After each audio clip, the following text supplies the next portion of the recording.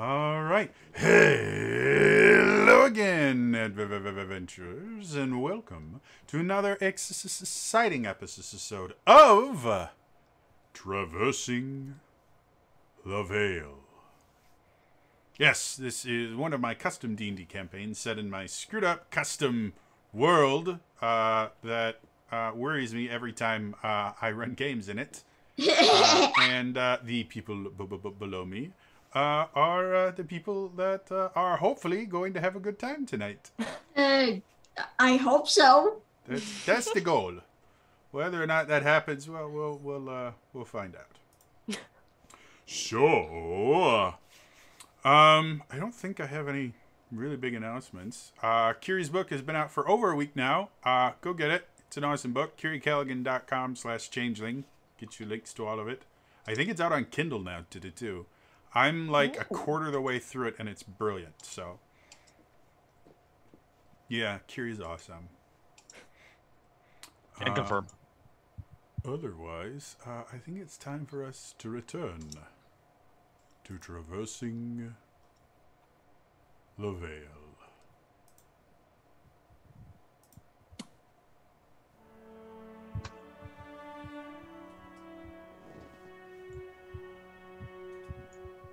This small, out-of-the-way village has turned out to be significantly more than it appeared. After having an encounter with a creature that none of them can remember, the party awoke on an island. An island that seemed to have no way off of it. Their ship was missing, their weapons had been taken, and the island itself was inhabited by strange, extremely content people.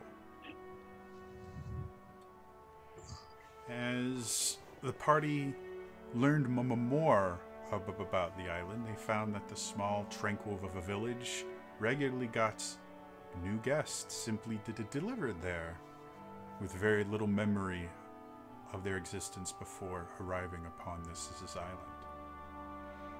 As their curiosity got the better of them, they started investigating, exploring, eventually finding a subterranean complex far beneath the village to the temple. It was there they found their weapons, one of their allies in the form of the companion of their artificer, and found that they were beneath the veil and yet not dying, which according to all of their knowledge shouldn't be possible. After dealing with some unearthly horrors down there, a strange, tentacled, massive being stole away with one of their friends, the Warforged Paladin Lucky. And now they're going to attempt to discover and end whatever threat is controlling this place. Good timing, Tablet. So That little kid, that little green kid in the hood keeps running by you.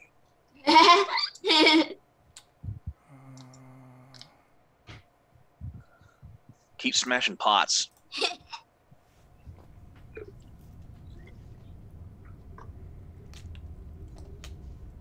So,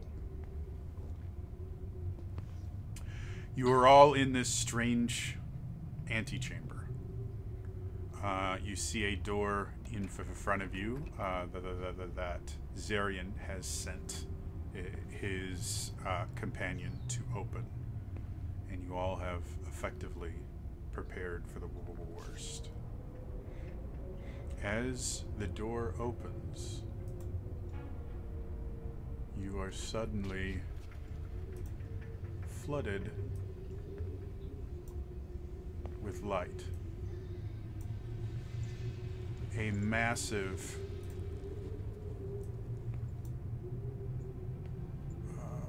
A massive room greets you. There we are. A massive room greets you. The ceilings themselves are close to 60 feet tall. The room itself is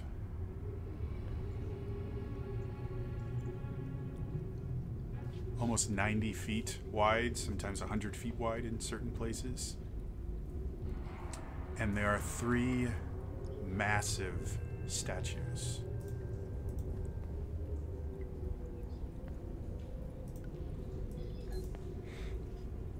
The first one, the one furthest south, shows a strange, faceless figure in a robe holding a staff. Now, while the face itself is featureless, it does have eyes. Eyes that seem to bore into you, seem to see through you. The second creature, statue, in the center is this massive, multi-armed figure, but the arms themselves, as they get longer and longer, extend into tentacle-like monstrosities, and the face itself has very much an aquatic look to it. Again, missing a nose or mouth, but still having these eyes that kind of pierce into you. And the final statue, furthest to the north, is an abomination of a creature. Looks somewhat similar to the creature that took Lucky, though more humanoid in shape. A squid-like face with tentacles and appendages hanging off it in various places. The body itself is somewhat amorphous, but generally humanoid in shape, with multiple tentacles coming off of it, and again those eyes that seem to stare through you directly to your soul. Standing in front of the furthest statue, you see Eden. She, sorry, not standing. She's kneeling in front of it with her head bowed. As you come in, she goes, "Well, it seems your curiosity caught the better of you." She hasn't turned or anything, but she seems to know that you're there. He is really tiny on the map, by the way. Yeah. Yeah, it is a remarkably small mini. I wasn't expecting it to be that tiny. You should be able to resize. I know sometimes you have to grant permission to other people. I can resize it, but it will also make it take up multiple squares. So I don't want that. So I think I'm just going to change her to something that's just larger. Can always do the little circle that I did. That's better. That will be her. Wasn't exactly what I wanted, but it works. So, as you all kind of come into the room, every one of you that passes through the entryway feels this kind of oppressive weight hit you. All your limbs feel heavier than they were. Your shoulders feel heavier. You start to kind of strain to keep yourself upright. You feel almost a compulsion to just kind of fall down and prostrate yourself on the floor. It's not enough to cause any of you to do that, but it is definitely noticeable just how oppressive the atmosphere is. Eden slowly stands up and turns. I must admit, I wasn't expecting you to be as useful as you turned out to be. What do you mean by that? Well, your metallic friend has made the master very, very happy. You should be very pleased with what you've done. It has made him so happy he no longer needs the village. What did you do to Lucky? I have done nothing. I have simply done what the masters told me to do. What did you do to the rest of the people? Well,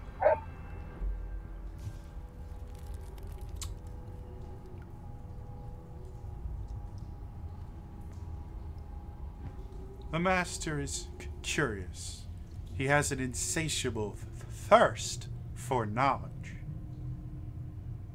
And cannot exist long above the veil.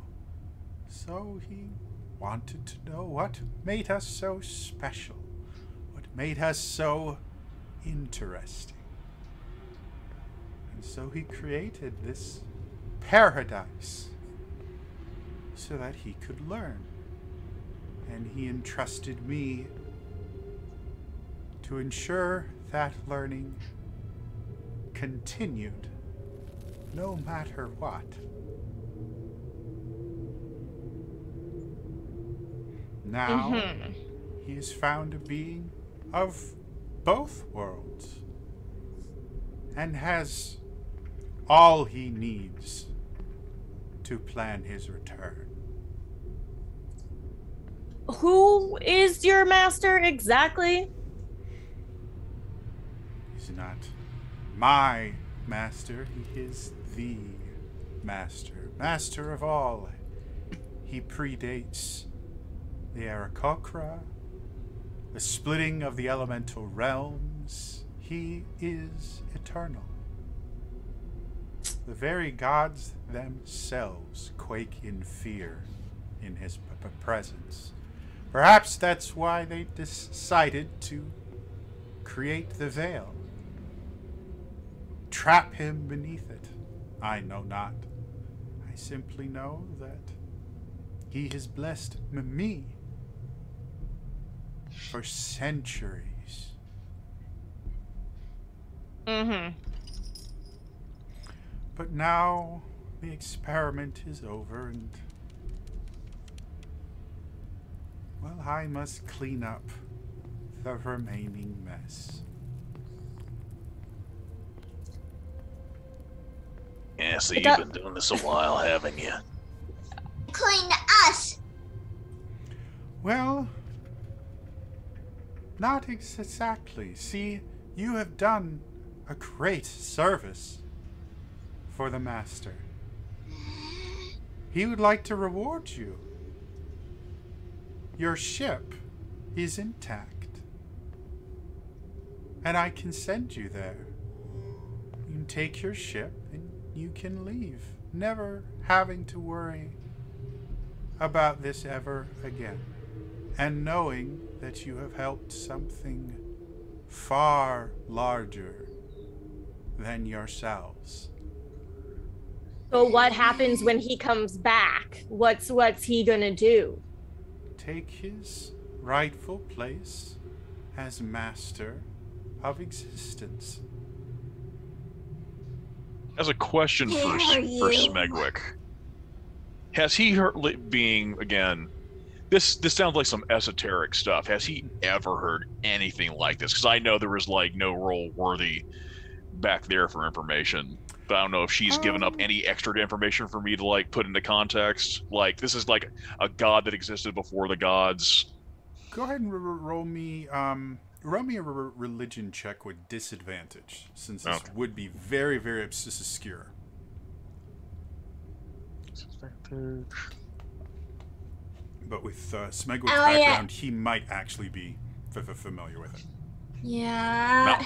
Allie doesn't want to have a clue. She just pissed at how she's been using everyone around her, and how she is, despite her denying it, had a role in what happened to Lucky. So what did you get, Mrs. Smegwick? Well, I could have had a 20, but I got a 9, so that's a total of 11. 11. Okay. Yeah. None of this just sounds familiar. You've never heard of a creature that predated the gods. To be perfectly honest, the creation of the gods themselves and where they came from is not something that's well known in general. People just kind of accept that they exist. Yeah, because we don't even call them by their names. They're like, they have these other things we call them by. For the most part, the gods actually don't communicate with mortals at all. Unlike the Forgotten Realms, where they're constantly messing around and interfering. In this setting, the gods are very much separated from the rest of existence. Even Elysium and Tartarus, the gods don't actually inhabit heaven or hell. That is simply two more planes of existence that are created. They have, where they exist is beyond all of the planes that mortals can access, and because of that, high priests and things like that will claim that they can speak to the gods, and many generations and millennia ago, there was a conflict called the Chosen Wars, where there were people that were specifically chosen by the gods and had special connections to them, but a chosen hasn't been seen on any of the mortal planes in millennia. And they're the only persons that technically have ever communicated with the gods, other than, if you believe, these high priests that claim that they know the gods well. So Our player knows this well. So, yeah. So as far as you know, it sounds cult-like, and you've dealt with cults before, or you're familiar that cults exist. I'll let you choose whether or not you've actually interacted with one. But you know, anytime there's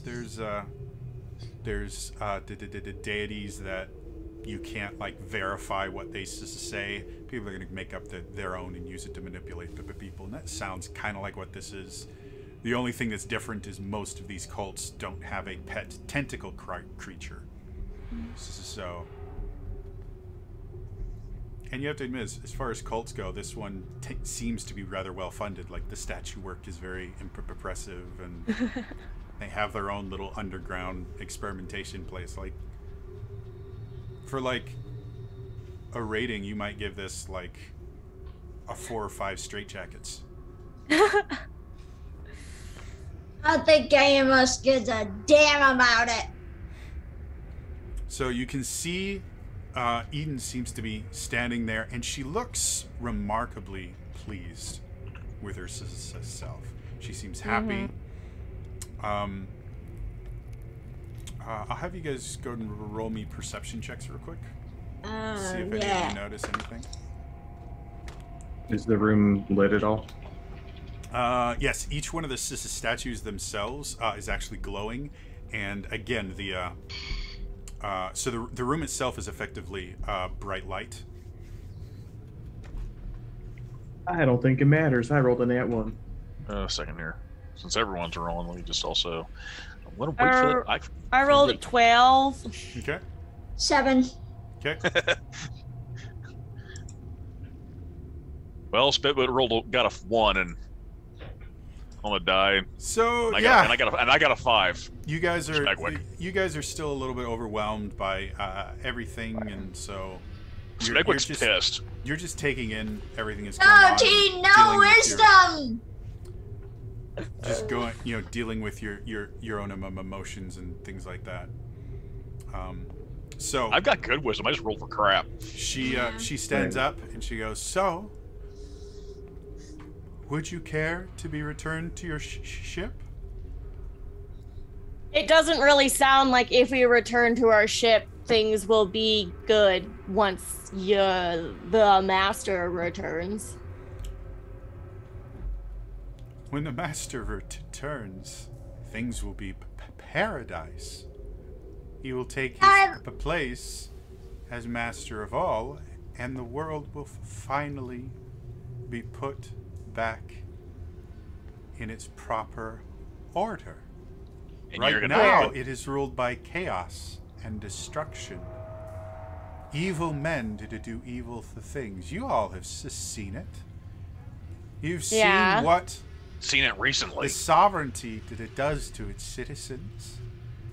You've seen how criminals run the various stations. How will everyone lose their memories like it is here? That will be up to the master. But you will no longer have to fear the tyranny of the sovereignty. And you're gonna roll out the welcome mat for him? Gonna open the door? I will do what he needs of me. I just look at Karen just like...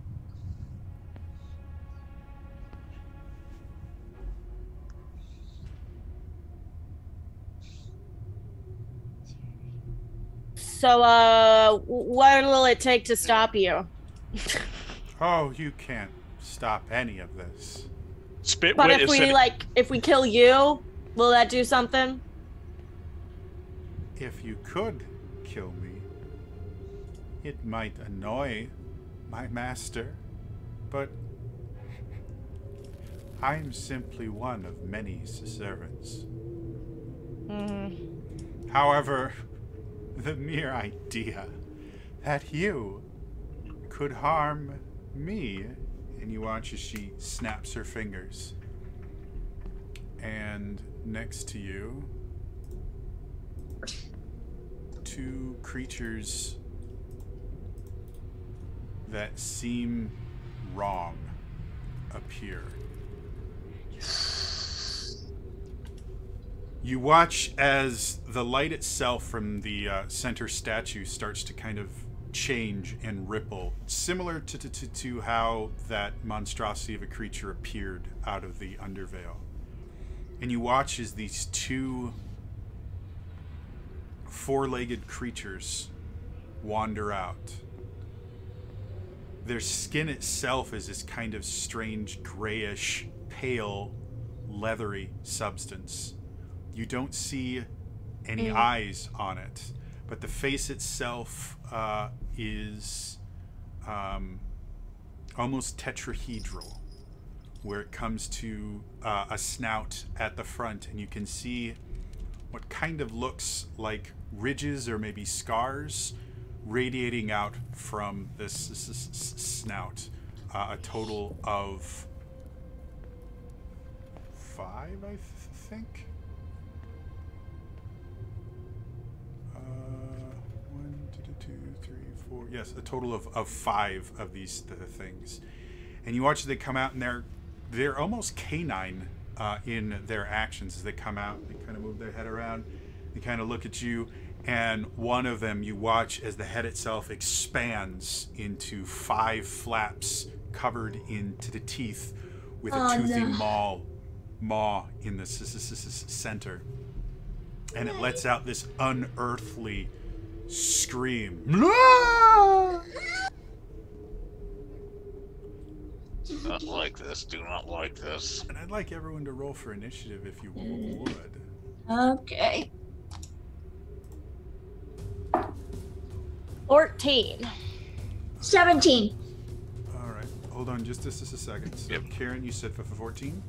14. Aoi, you said Sissa 17? Yes, I did. Sissa Smegwick? 16. Cool. And this is Zarian. Also 17, but my dex is probably lower. Okay. Yeah, I have 18 dex. Yeah, yours is higher.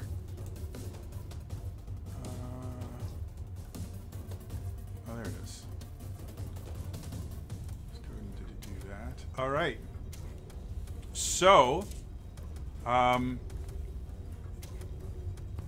as everything starts going, you see these creatures kind of appear, and you watch as Eden starts to float in the air, and she starts to rise slowly, 5 feet, 10, 15, 20 feet into the air. You watch as the robes that she's been wearing the entire time start to kind of fray and melt into kind of a smoke-like thing. You watch as the rest of her body starts to turn into this kind of vaporous, dark smoke, not unlike the Undervale. Then you watch as her face kind of starts to melt and change into something akin to the statue in front of, though still made of this vaporous, smoke-like substance.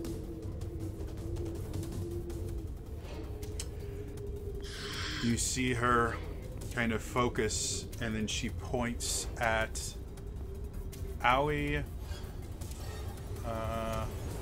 Where are Karen? Do you have a mini on the map? Oh, that's not. Always forget how to do this. If you don't have one on there, it's super simple. If you go to the... There we go. There we go. All right, and so where are you? I guess I'm there. Perfect. Okay, so you see her kind of point at Aoi, Karen, and Smegwick. And I need wisdom saves from all of the three of you. Lord. Nice. All right, we'll start with Aoi. 18. All right, you make your sister save. Smegwick. That is first ever I'm witnessing a die on the corner, but my score reflects, it shows 24. Okay. You make your save. Karen. 14. You make it as well. Yes. Damn. Cool. Thank you, Witchlight die. So it gets out and you guys start hearing these whispers in your ear. And your head starts to hurt. You feel a sharp pain behind your left eye. Oh, and you start to grip your weapons harder. And Smegwick, as you feel this coming up, you just kind of shake your head and it goes away. Aoi, kind of a similar thing. You start to grip your rapier harder, and then no. Karen, on the other hand, you grip your weapon harder. You can feel the power of it. You kind of turn. You see Smegwick, and you just feel this overwhelming urge to attack him. And so you start picking up. And what weapon do you use again? My great axe. Great axe. So you start bringing your great axe up, and right as you're about to swing it, you go, what? No! And you stop. And it floats up another... we'll do that. Floats up another 10 feet. So Eden is now 30 feet in the air in front of this statue. Aoi and Zarian, who wants to go first? You can go first, because I'll need to move Gerald. Alright, I guess I'll start by,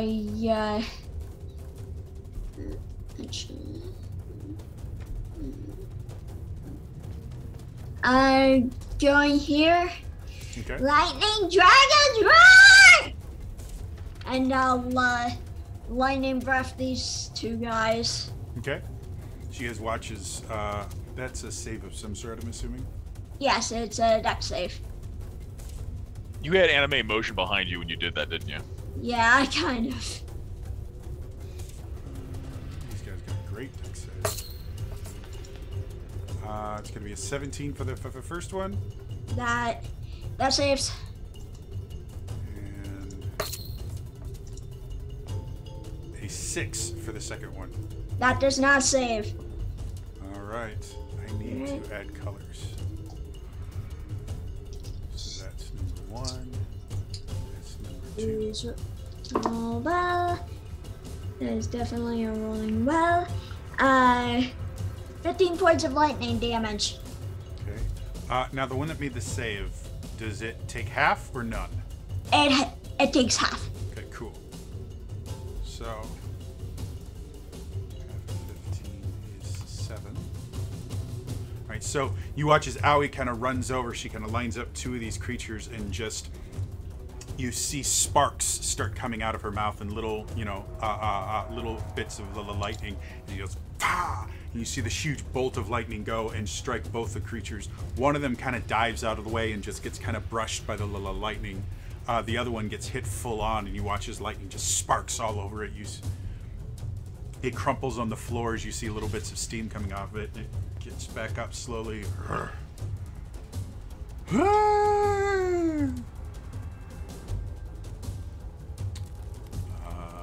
Anything else you want to do with your turn? Nope, I'm good. All right. That brings us to Zarian. I will have Gerald move up and attack, but before I do that, I will go here, 15. I will cast Heroism on Karen and Smegwick at 2nd level. I'll paste what it does and roll 20 for you guys. Thank you. And then I will myself move back with the rest of my movement. Gerald will attack Blue. Okay. So you guys watch as Zarian comes in, and Heroism isn't a touch spell, is it? Yeah, it is. Okay, That's cool. why I had to move up. That works perfectly then. He comes up, and as he comes in, you watch him just briefly touch both Karen and Smegwick on the shoulders, and you guys feel energy kind of radiate into you. And he moves back as you watch as Gerald comes forward with... Does he have a weapon, or how is he attacking? He's supposed to punch, but I rolled a 3 plus 8, so I don't think that'll hit. It's possible. What's 3 plus 8? Someone do math. 11. 11. No, not quite. 11. All right. So you watch as he comes in, and he takes his metallic fist and comes and just hits this creature, and the creature just dodges out of the way as it slams into the statue. And as it hits the statue, you guys hear this almost bell toll go throughout the room, and you all kind of cover your ears for a second just with how loud it is. Everyone inside of the room, when he attacks, takes 1 point of thunder damage. Okay. Well, thanks for the temporary hit point. Well, you get that at the start of your turn. All right. Anything else you want to do, Zarian? That is everything.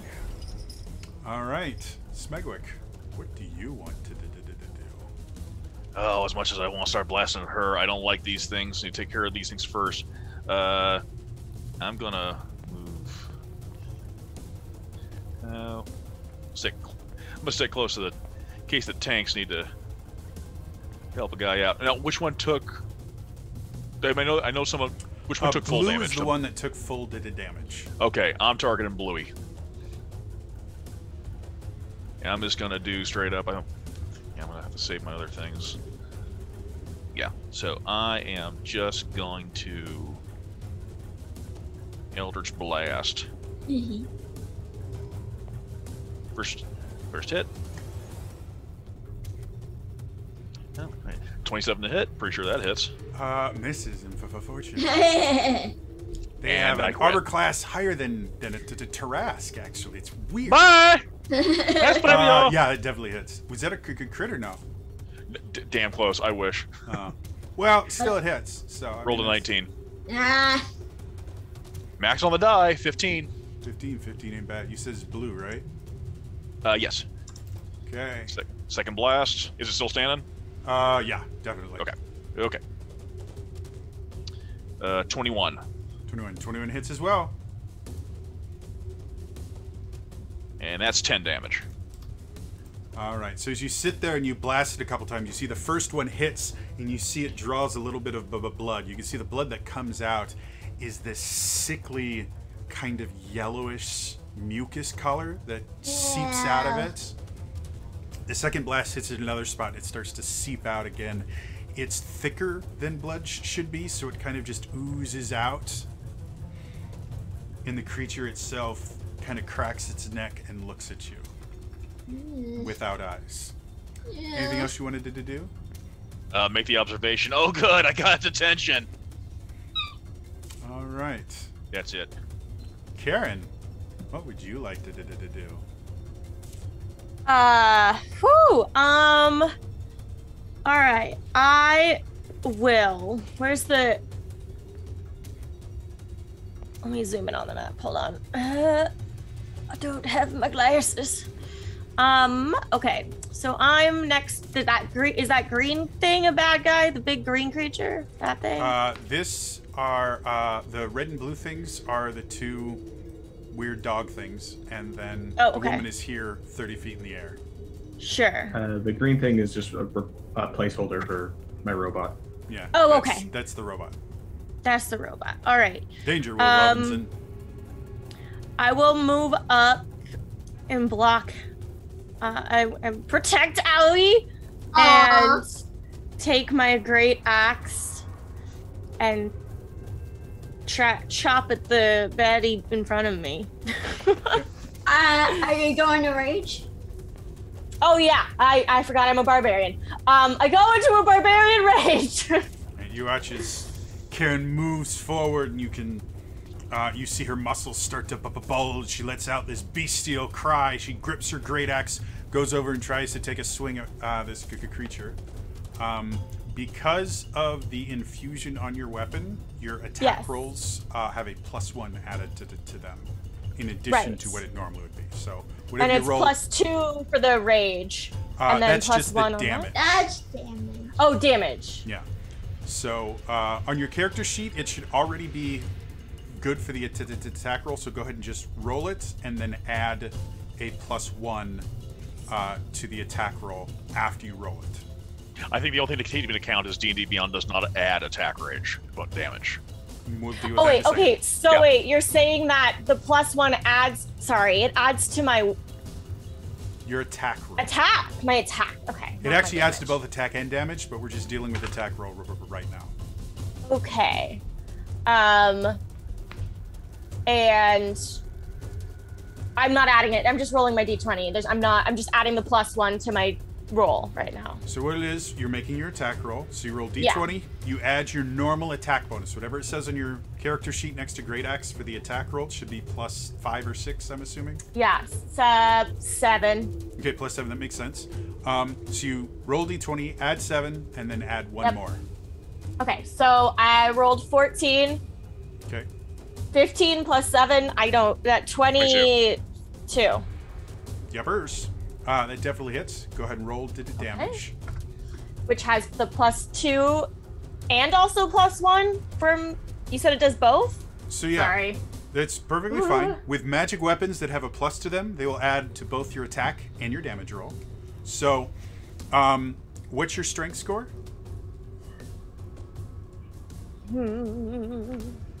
I'm so used to I'm like guessing being it's a a wizard. 16. I'm not used to using real weapons. I'm gonna say it's either a 16 or an 18. Where am I looking for this? It'll be at the top of your character sheet. Strength. Strength. My strength +4, 18. +4. Okay. So when you roll your damage, because it's a great axe, it's a d12.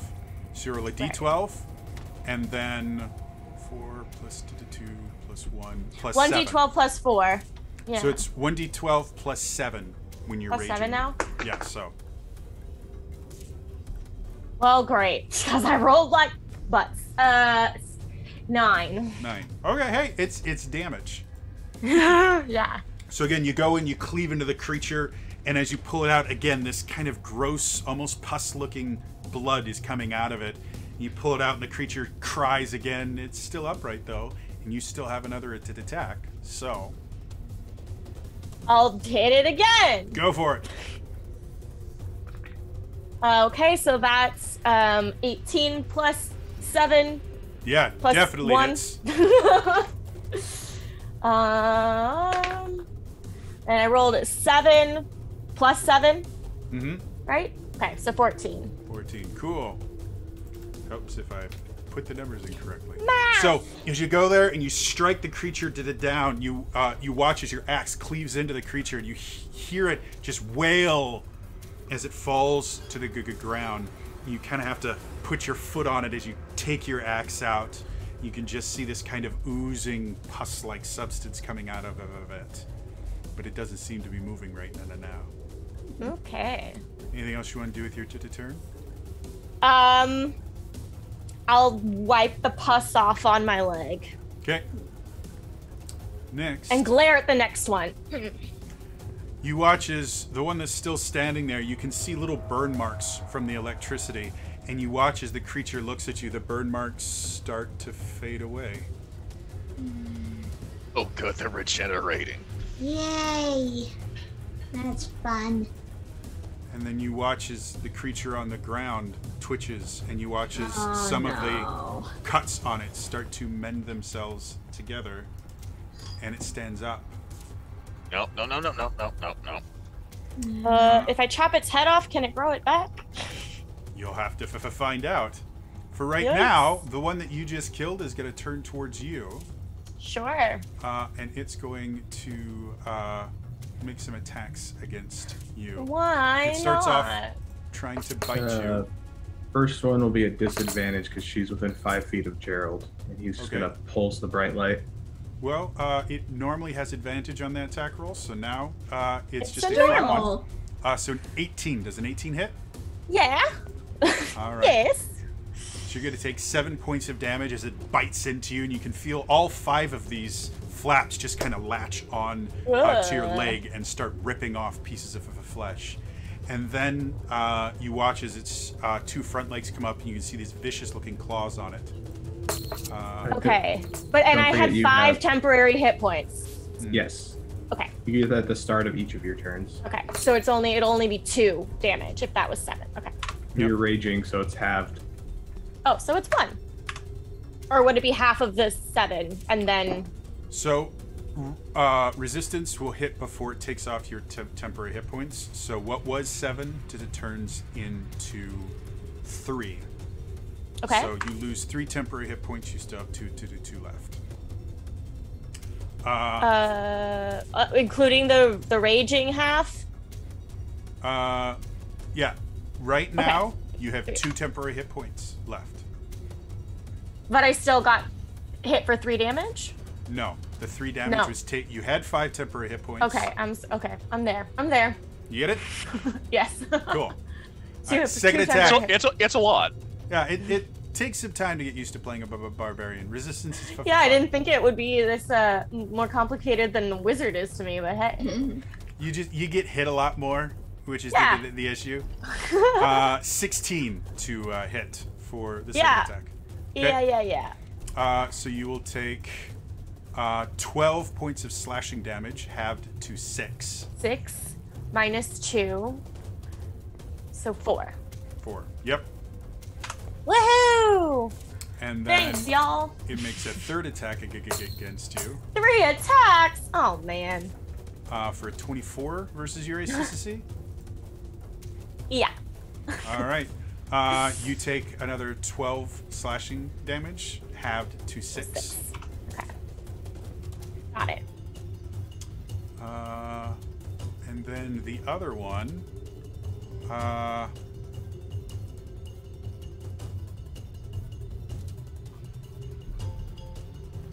Yeah, the other one is going to ignore the metal thing without blood.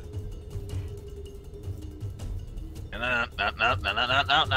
Oh, hi. And is going to run over to the barbarian thing and bite it. Just because that's the thing that's bleeding right now the most.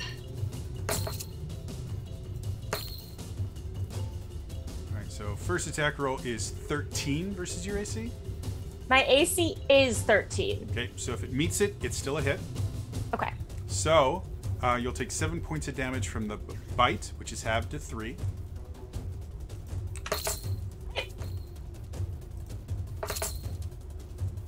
And then next attack roll is 19. And 14 is the third attack roll. I'm assuming those both hit. Yes. Okay, so you'll take 12 points each time, halved, so 6 times 2, so you'll take 12 points of damage. Okay.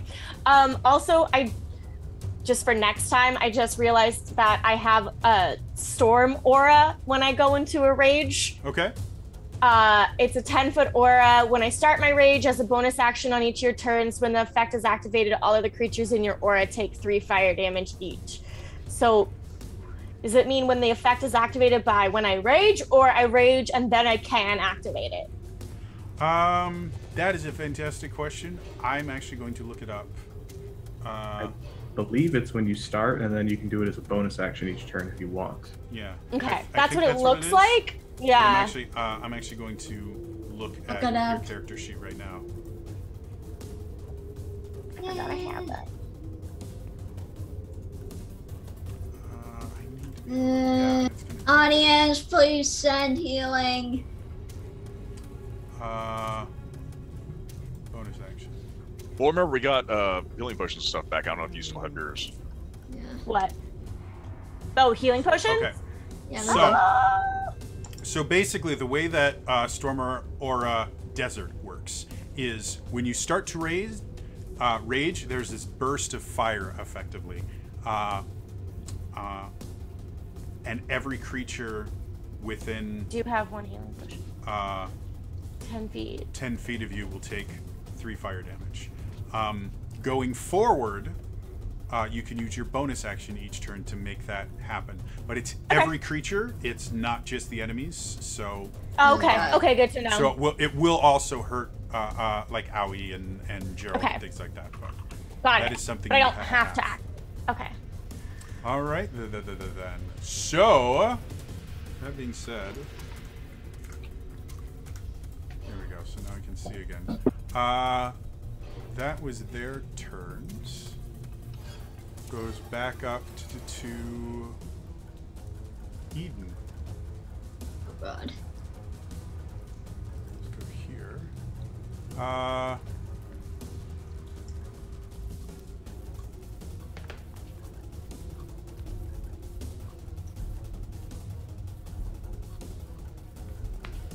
So Eden is going to float 5, 10, 15, 20, 25.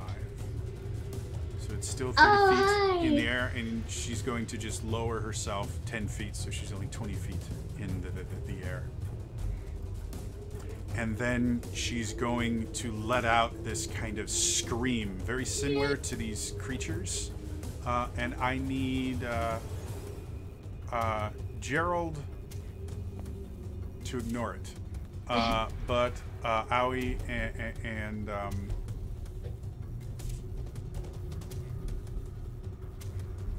Aoi and what is her name? Karen. Sorry. Wow. Aoi and Karen to both make wisdom saves for me. Oh God. Oh, yeah, I failed. That's a 4. Okay. 3. All right. And then I need. Oh, I can just make wisdom saves for them. One here. Oh yeah, they have a great wisdom. That's one failure. This is not going well. Well, that's good. All right. So, the red dog, you watch as it grabs its head thing in pain, and you watch it just kind of twitching on the floor. The one right in front of you guys, the blue one,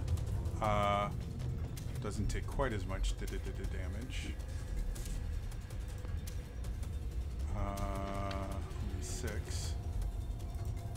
And it seems upset.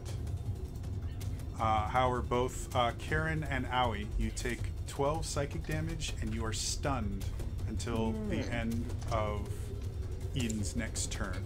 Yay. That's fun. Alright. And it probably won't do that again, because wow, did that suck. It just hit its own creatures. Fun. Whoops. So, is Bluey also stunned? Bluey is not stunned, Red is stunned. Red is stunned, okay. Bluey made it safe.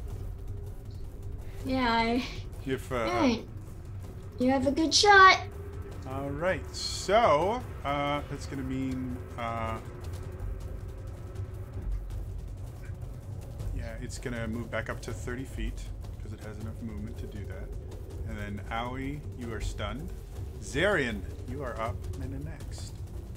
How far down did it flow? Oh, Gerald doesn't have a reaction anyway. Yeah. It only floated down to 20 feet and then back up to 30, so. Let's start with Gerald punching the one that's stunned. Okay. You would have advantage on that attack roll. Okay, it's a natural 19. Definitely hits. For 6 points of force damage.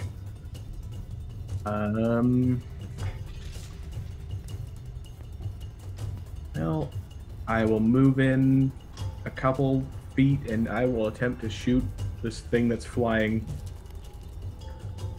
twice. Wait, what's the range on my sling? I have to see this. 30. So it's gonna be disadvantaged, but I'm still shooting. Alright, first attack. I'm not even gonna roll again because that was 2. Second attack. Okay, that's a nat 1. I'm doing well. So, you sit there and you fire twice at it, and they both seem to just miss completely. And then I'm gonna be like, yeah, screw this noise and go back to where I was. Okay. I'll go around the corner. Oh, we're fine! Yeah. Totally. All right, then.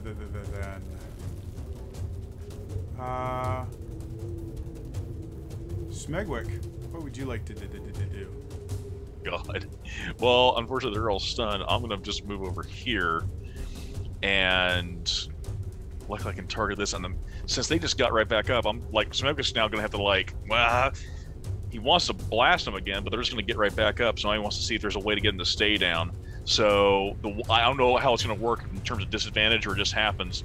I can get both of them, because they're within 5 feet of each other, to make dexterity 16 saving throws. Using what? Acid splash. Okay, you would also hit... it says choose 1 or 2 creatures. Oh. Interesting. So I can target just them. Interesting. Okay, yeah. What's the saving throw? Dexterity 16. Dex 16. Let's see what happens. We're going to start with... Stop it. We're going to start with red. Does it just hit him because he's stunned, or does he still take it? Or save? Stunned, you auto-fail dex save, so it actually just hits him. So the nat 1 I just rolled for him doesn't matter. It is a 9 for the other one, so go ahead and roll the damage. Acid splash. That is 8 points of damage. All right. Acid damage. All right. So as you sit there and you fire this bolt of acid at it, it hits the first one, and then you watch as it splashes off to the second one. That is really interesting. 1 or 2 creatures. That I've never thought to use it that way. And that's I have the really option. interesting. No, it's just I never thought because theoretically you would think acid splash would be an area attack, not a just choose a second creature within 10 feet or within 5 feet. Cool, awesome. So as it splashes, you hear the creatures, and the one, the blue one.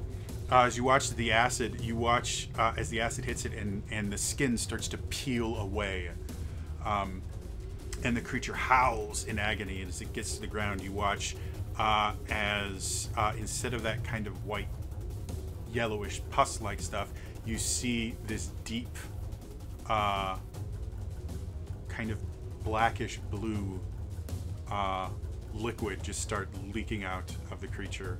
Ew. And Ew. it just lays there unmoving. Ooh.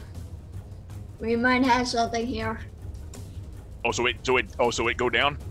It seems to have. It hasn't come to its turn yet, so you don't know if it's going to get back up, but Fair. it didn't like the acid. Anything else you wanted to do? Just for reference, also Spitwit is flying higher. He's just reconnoitering. Okay. I wish I could. I thought there was a way I could put numbers on the thing. I'll have to find out about that later. Stunned. I'll just move a little bit more over here too, and that'll be my turn. All right. Going to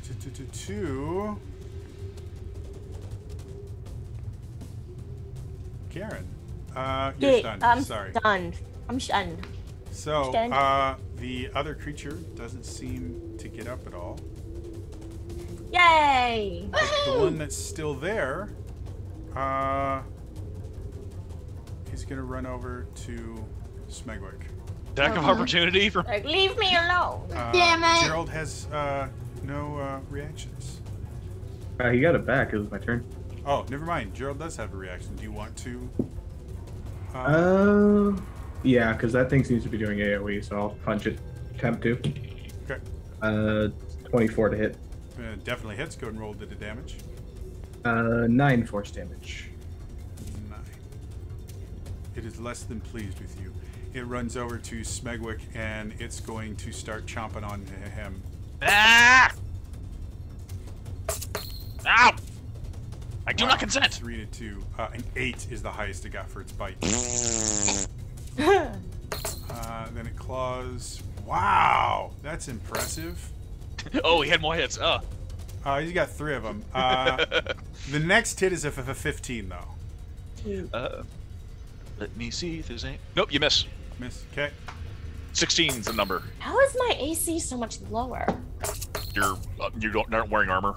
Yeah, you You're tossed your armor away because You're a it was barbarian. stupid puddings. Barbarians themselves are not generally meant to have a massively high AC because their rage allows them to just take a lot more damage. Yeah. And they have a lot more hit points than everyone else. So they're actually built, like, one of the things you want to do as a barbarian is get things to attack you because it effectively wastes their attack on you, whereas they could be doing more damage to your friends. So all right. 5D chess when you're playing a barbarian.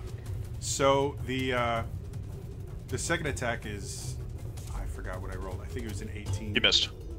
Oh, I'm sorry. No, like there was a second. Okay. Or, third attack, I mean, was an 18. That one would hit, but I am using shield. Alrighty then. They are done. So it'll be a +5 until my next turn.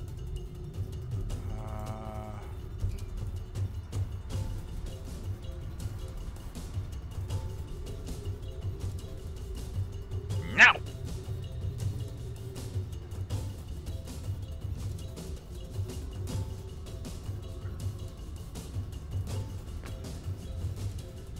Cool. Okay. It, 15.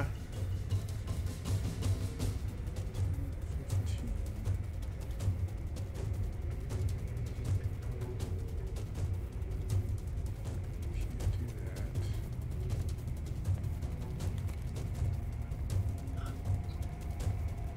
They can't do that.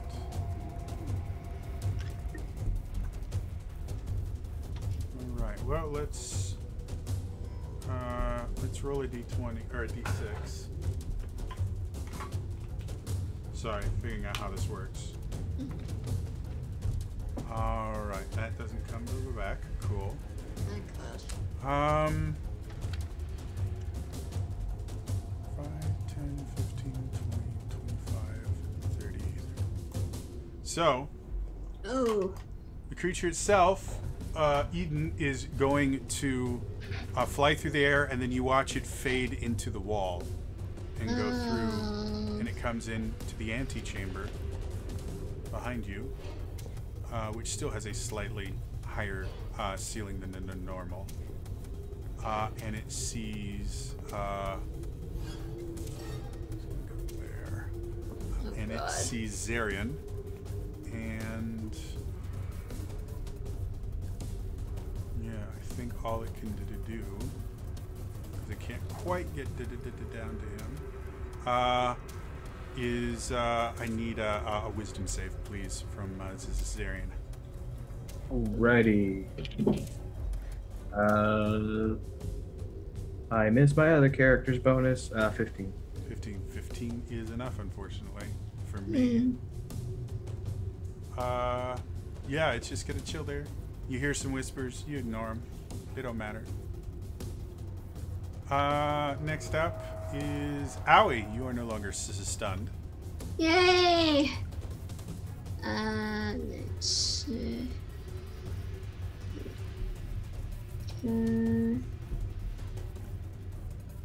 Here, I'm going to, I'm gonna use fireballs on this guy. Okay. Hopefully it actually works. So you see a little bit of fire at the tip of your rapier, and you thrust it forward as this bolt of flame goes. No, it probably does not hit. That is a 10. And it singes on the wall next to it. Anything else you want to do with your turn? Yep. All right. Zarian. How high up is it in front of me? 20 feet now. I am going to... I am quite literally in a rock and a hard place. All right. I'm just gonna shoot at Eden twice since I don't have disadvantage this time.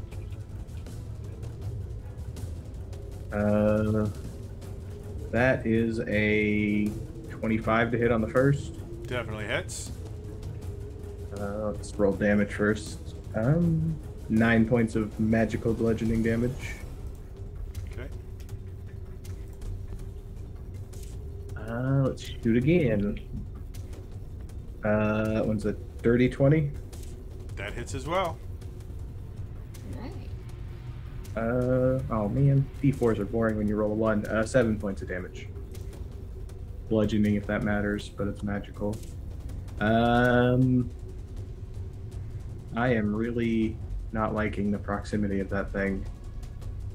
So I am going to go 5, 10, 15, 20. Just gonna go chill down there and hope that this thing ignores me while Gerald moves up to punch it. Okay. Gerald smash, not with a 9.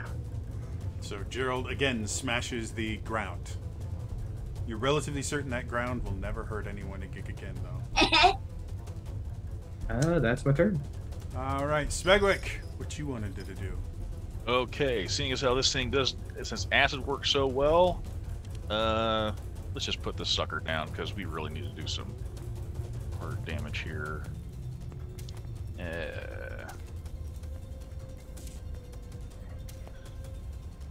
Yes, I will use my bonus action to do nimble escape, so this thing cannot go for me. And I'm just going to move over here because I want to stay close to my friends. And time to put this sucker down. Hopefully, I will cast. Yeah, I'm going to cast Chromatic Orb. Yeah. And for acid damage. Yeah, I'm going acid. And I have to roll to hit. 14. It's 14 hit. Sit there and conjure your ball of acid. You fire it forward, and it goes straight for the creature, and the creature leaps into the air as it splashes, missing the creature entirely. Well, I'm done. Right then. Karen, what would you like to do? You are no longer stunned.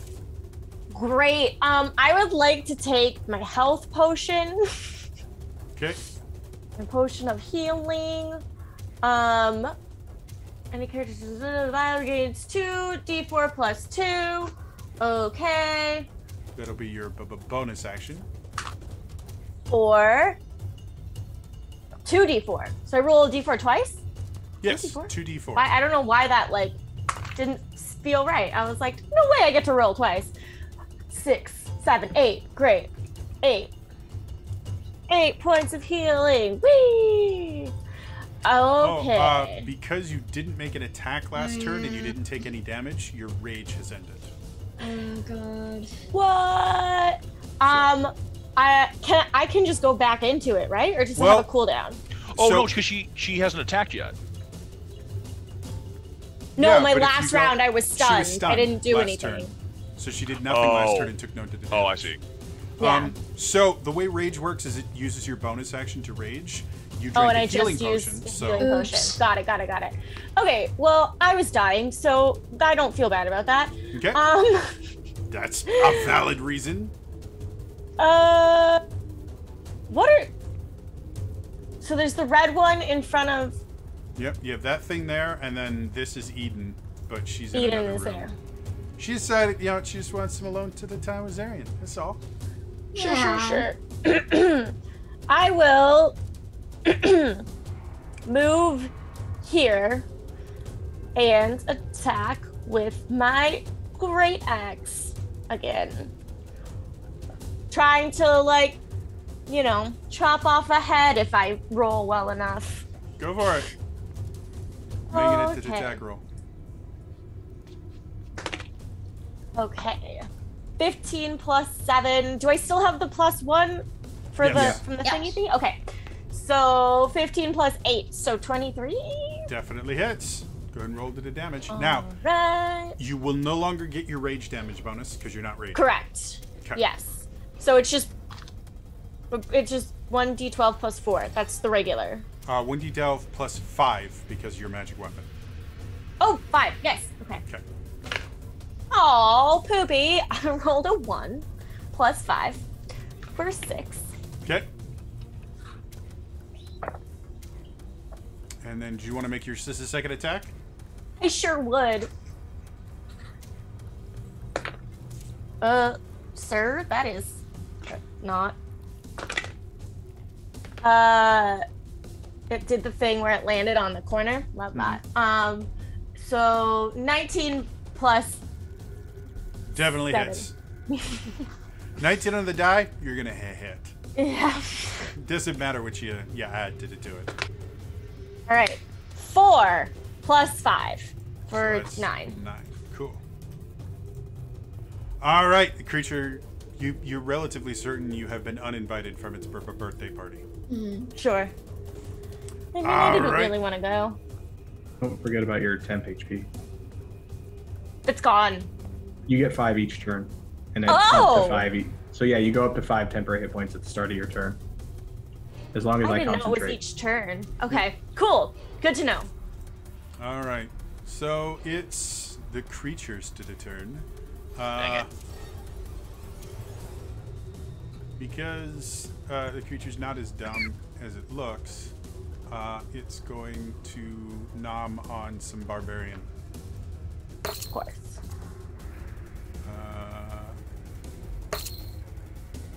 I'll make the first one disadvantage.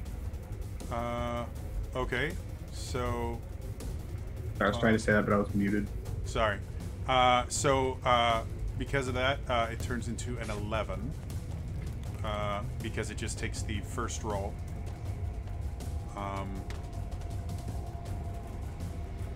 So does 11 hit you, Day? I don't think so. No. 13. So it tries to bite you, and you kind of bop it on the nose. No. Snoot. Okay. Oh, very close. 24 on the second one. That hits. So because you're not raging, you'll take full damage. So it's 12 damage. Plus minus the 5 Yeah. from my 'cause it temporary hit hits your points. Temporary hit points first, and then Correct. Okay. so you'll What is still that? take 7. 7? Yeah. And then the second attack is 16. Mm-hmm. Okay, so that's another 12 slashing damage. All If right. anyone has any healing spells. I do, but I'm in another room. Your weapon can, as a reaction, attempt to blind them, by the way. Oh. As a reaction, like, they hit Yeah. me and... Yeah, essentially when they hit you, you can use your reaction, and they have to make a con save against my DC or be blind. So if you'd like to do that, you can. Yeah. It will I'd take love your to do reaction. that. So, all right. That's fine. Well, that's a 9 Hmm. Constitution save. So I'm pretty sure that's higher than your DC, right? Yeah, no. So it causes the attacker to be blinded until the end of the attacker's next turn. So the next creature turn. Okay, cool. All right. So as it slashes you a second time, you raise your great axe up, and there's this brilliant blast of light. Oh wait, does it have? Oh yeah. Yeah. It technically it's not immune to the blind condition. It just doesn't care. Oh no. It's blind sight. It's blind sight because it has No! no eyes. So Spitwood has that too. I tried. it's still, hey, you still blinded it. It worked. Mm-hmm. Oh, and I forgot it regains hit points. All right, so that ends that.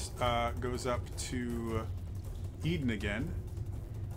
Eden is thinking, you know what? Zarian needs a hug. Oh Lord. So I Eden's really going do after a couple weeks ago. to float down, and it's gonna see if it can actually do something useful. How does a 21 sound? I mean, that would sound great if I didn't cast Shield, because I have my reaction. So my AC is 22 for now. Cool.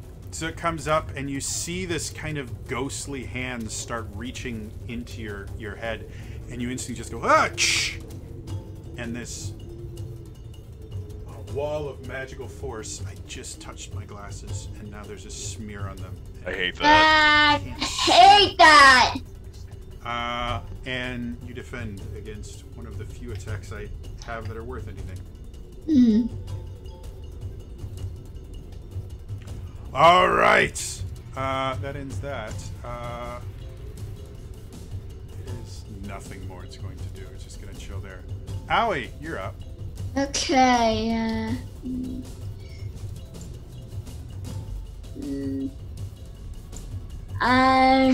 I'm gonna stab at this thing twice. I'm sorry, did Owie do fire damage to this thing last time, or did you miss? She missed. Oh, okay. Yeah. I was curious if it was healing.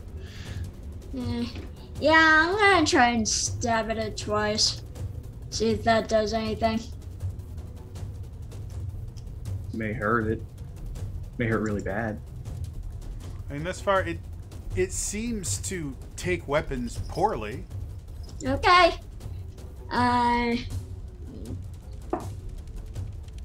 17. 17 hits. Go and roll damage. Okay. Oh, nice. 40 points of piercing damage. Did you say 14?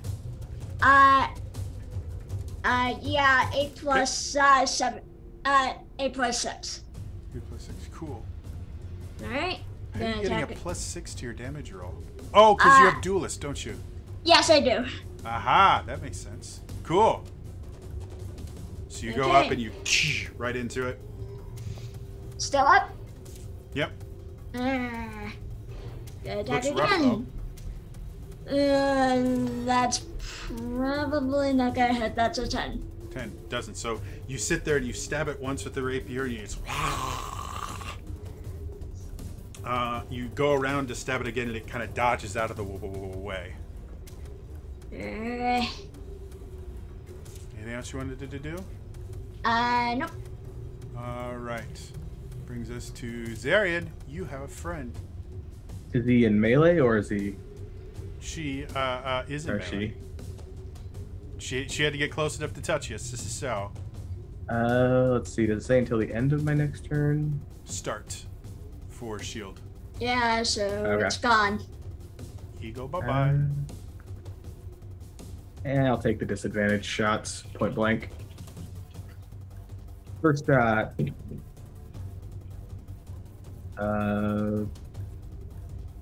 Plus 9 is 16 to hit. 16 hits. 8 points of bludgeoning. Okay. Of course, it was a nat 20 and a 5, so 12. 12 misses.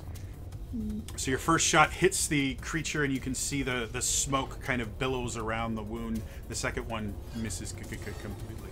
Anything else you want to do with your turn? I will have Gerald attempt to put this thing down so we can at least get over it. Okay. Wow. 13 plus 8. I think that hits. Yepers. Go and roll to the damage. Oh, 11 force damage. All right. So as Gerald punches it, you watch the creature kind of go, and it just falls onto the ground. More of that yellow oozes pus coming out of it. Can Gerald move over the square if it's... It's difficult to terrain. Okay. But yes. And 20. I'll move Gerald there so people can get by and have Gerald in the room with me. Okay. Thank you. That's my turn. I would say because the hallway just barely opens where Gerald is standing, they would have to squeeze to get past him. So I can move him one more. So if you want to move him one more, then they can just move around.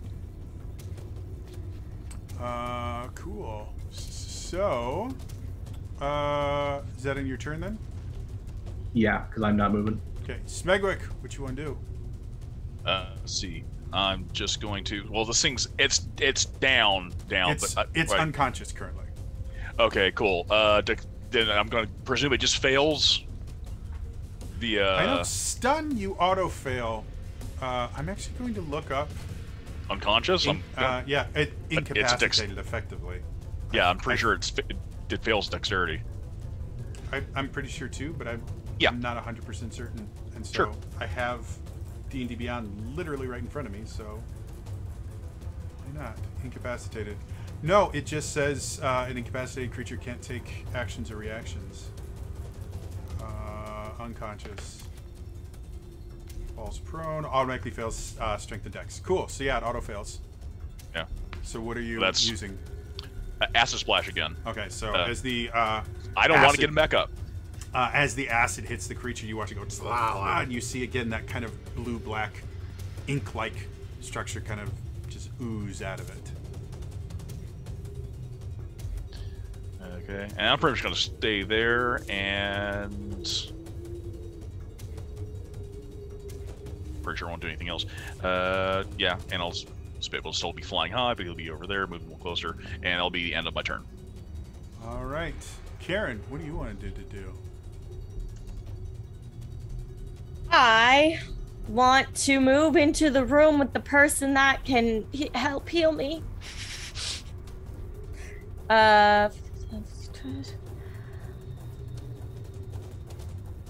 And I will go into a barbarian rage. Yeah. And when you do that, because of where you are, Gerald is going to take 3 points of fire damage. Oh, okay. Okay. So it's 1, 2, 3, 4. And so it's Zarian, and because it's 10, within 15. 10 feet. Right. If I'm here? It'll still hit all of them because they're all still within to the 10 feet of you. Oh, it doesn't. Okay. I'll go there. All right. Cool. Then that means just Halep, or not Halep. Sorry. Eden takes 3 points of fire damage. Yeah. And then I will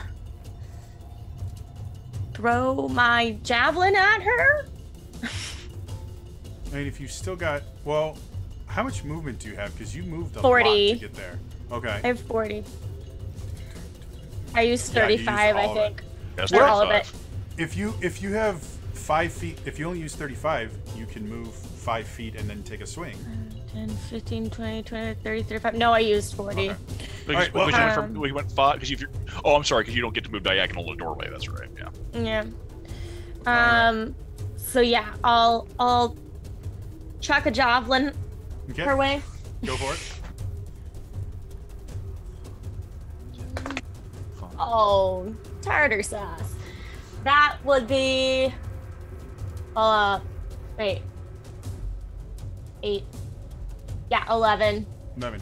Yeah, so as you hurl the javelin, it goes just barely under her because she's still 5 feet in the air.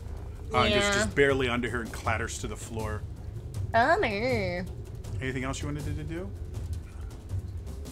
No. Don't forget your temp HP. Right. I have that, but I can't do anything with that now. But when I eventually get attacked, yes. Okay. Correct. No, I'm good. I'm good not drawing attention to myself right now. Aside from the mist javelin. Okay, so. Alright. Seeing as things have gotten less cool for her.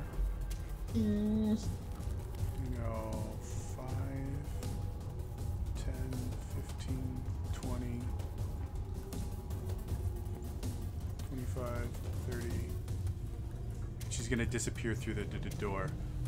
Both Gerald and Zarian, if you want, you can try making opportunity attacks. She gets a little too high for... what's your face? Right. Well, Zarian's currently holding a sling, so it'll just be Gerald. Okay. That's 5 plus 8. I don't think that hits. 5 plus 8 actually does hit because that's at the 13. All right. She's not particularly hard to hit. She's just hard to physically get close enough to hit. I can roll d8s. Well, it's another 11 force. 11. Okay. All right, and she disappears down the hallway. Yeah.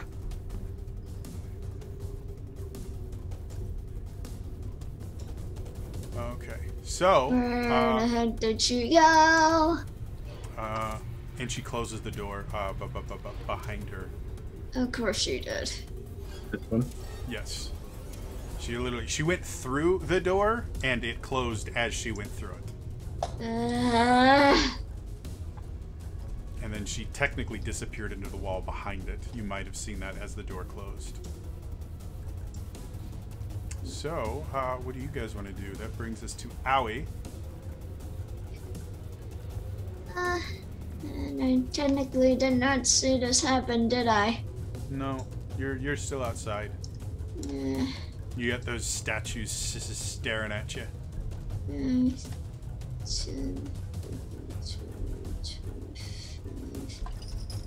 30. Hey! Where'd she go?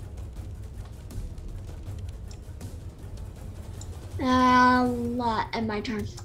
Okay. Zarian?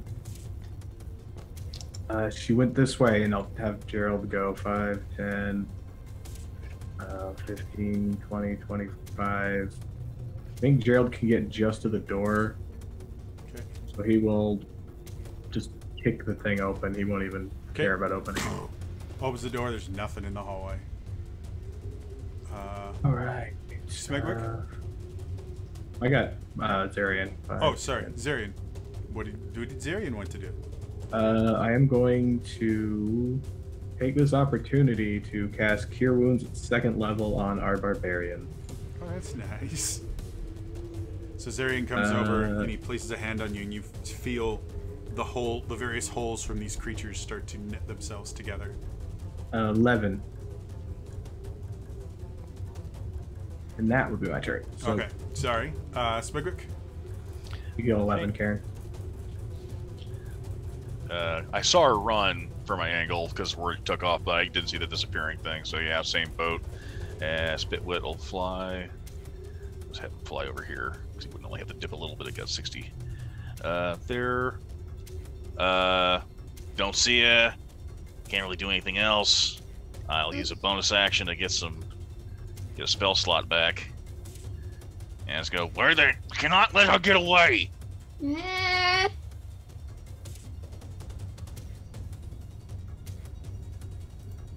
It'll be the end of my turn. Can't really do anything else. Or I can double move, right? So yeah, you could if you wanted. Yeah, so I'll just move up over here. Okay. Karen? Did you mark the healing?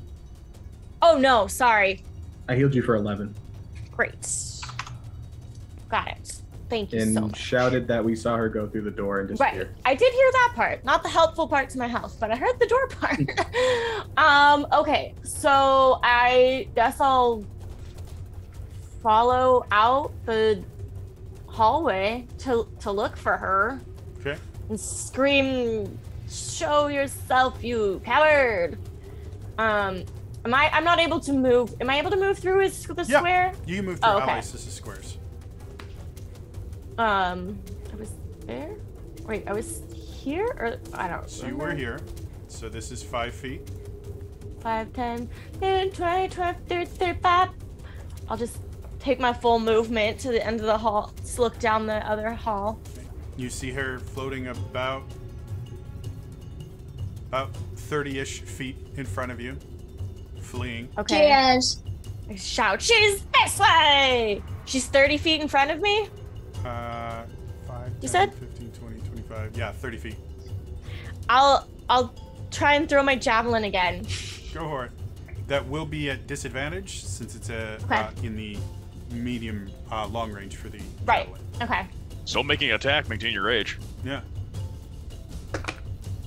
Okay. You said disadvantage? Yes. Okay. Ooh. So 8 plus 6 is a number. Was it 14. 15? 14. Where do you get a +6 to your attack roll? Oh, sorry. I'm so. Yeah. What?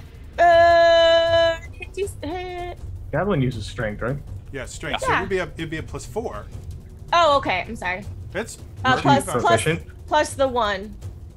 oh right? yeah, you'd have a proficiency bonus, so that would be what, 7 at this level then? Because you have a 3 to your proficiency bonus. Yeah. So yeah, it should be a +7. That Okay. makes more sense. So That's what it says on our sheet. 7. Yep. 6 plus 7. 6 plus 7 is 13. Which is the number you need to roll. Go ahead and roll the damage.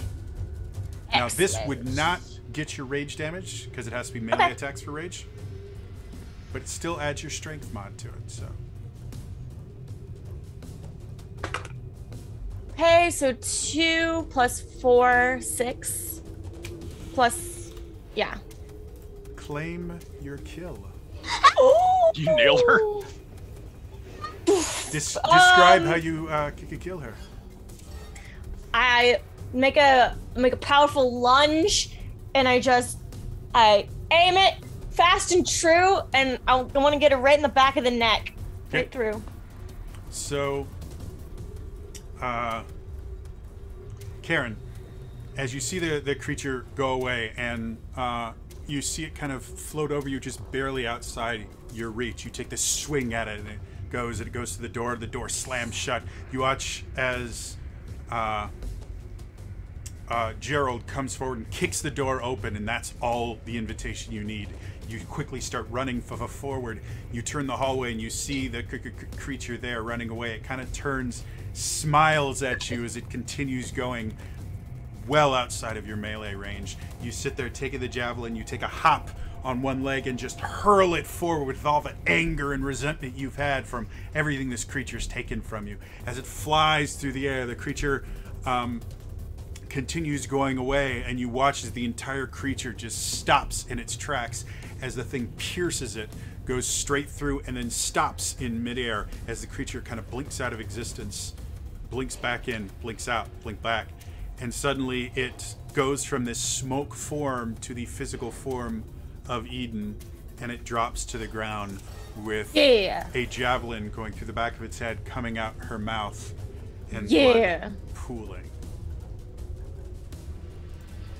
Yeah. Can I see if she has any medallion, ring, anything that would act like a master key for this place? Yes. You can go ahead and make me an investigation check. Okay, so I'm going to presume we're out of combat. You are out of initiative. No. Okay. I mean, if you want to stay in initiative, you can. But No, I was just wondering because it's like I have nothing left on my side. Because if I see this with like, Master granted her powers, Those things came back. Cut her head off. Or I'll burn her with acid. I'll go ahead and I'll acid splash her, but I don't want her getting up. Before you acid splash, I rolled a nat 20 for 31 on my investigation. Okay. So, as you kind of search her body, she has literally nothing. She, as you look, she doesn't even have any pockets or anything. Like, she is literally just wearing a burlap sack with sleeves and a hood, effectively.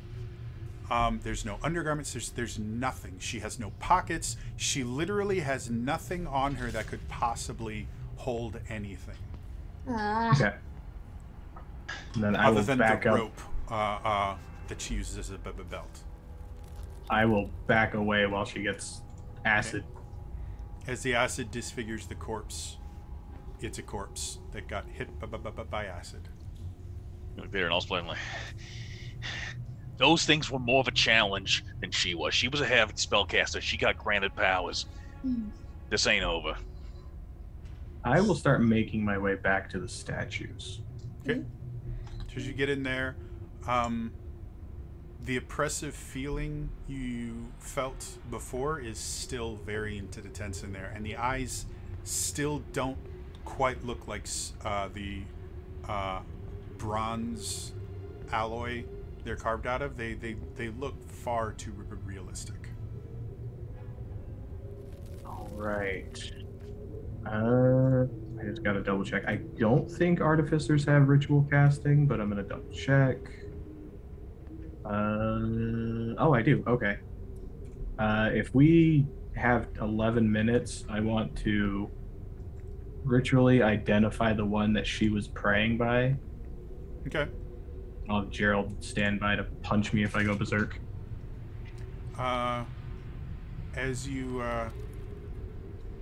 identify this as a statue itself, it doesn't seem to be under the effect of any sort of magic. This is a spell. Poke it in the eye. It specifically identifies magic items and their properties, correct? Magic item or some other magic imbued object. Yes. You learn its properties and how to use them, blah, blah, blah, but that's not what we're going for. So, you learn whether any spells are affecting the item and what they are. So there are no current spells that are affecting the item. So okay. Whatever this is happening here, it is not a magical effect, as in a magic item or something similar to that. Rules that out, though.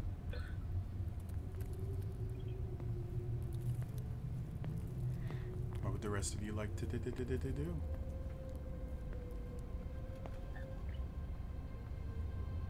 I don't know. I'll like tapping on these statues, like get us closer to the statues and like. You remember the gong? Yeah. Yeah, I'll start looking for if there's any potentially hidden passages in this room that we're in as well. Sure, that would be an investigation check. Yeah, I think I'll do that too. Yeah, if it's Fantastic okay. question. I should probably remember if I actually built any. Okay. Had to actually look at the rest of the map I drew. My character's flaw. I have to look in every room for secrets. 28. Okay. And then Howie? It's probably a note for me. Yeah, that's 11. Okay. So between the two of you, there doesn't seem to be any way out of this room. There's the walls again are clean. They're not quite the almost sterile clean that you saw in the lower levels. This would actually be kind of familiar to you, Aoi, as if someone had just gone through and prestidigitized any sort of dirt or scum out of it. Because it's a very common thing in general in wealthy households in general. You'll have a magical maid that'll come through and prestidigitate everything. So this is a normally clean room, not a weird, far too clean room. I would have focused on the statues over the walls. Yeah, nothing. They seem like normal statues. You're not quite sure why the eyes seem so weird, but even like if you'd like, you can try and climb up the statue and get closer to the eyes. I will have Gerald help somebody climb up there because my athletics is poor. Well, but with the time that you have and everything, and the fact that you have your metal helper, you would be able to get up to the eyes, and they're made of the same material, but for some odd reason they just look very, very strange. But as far as you can tell, there's nothing. There is no magical effect that you can detect that is causing you to feel like these eyes are watching you. So weird. I think after several minutes of just watching her, I think Smegwick's be paranoid for a while while they were searching. While they were searching, he's just checking like she hasn't twitched or nothing. She hasn't gotten up. After during that time when they were searching, he's certain that she ain't getting back up. He'd come back to the room. So, exactly what would Smegwick the entire time, because it takes them the better part of half an hour to do this. Oh, half an hour, sorry. So yeah, it'd be like after the 10 minutes he'd come back. And so for an entire 10 minutes you're doing nothing but staring at a corpse. I'm staring at her, making sure because he's super paranoid about. Okay, no, that's perfectly fine. But then comes back.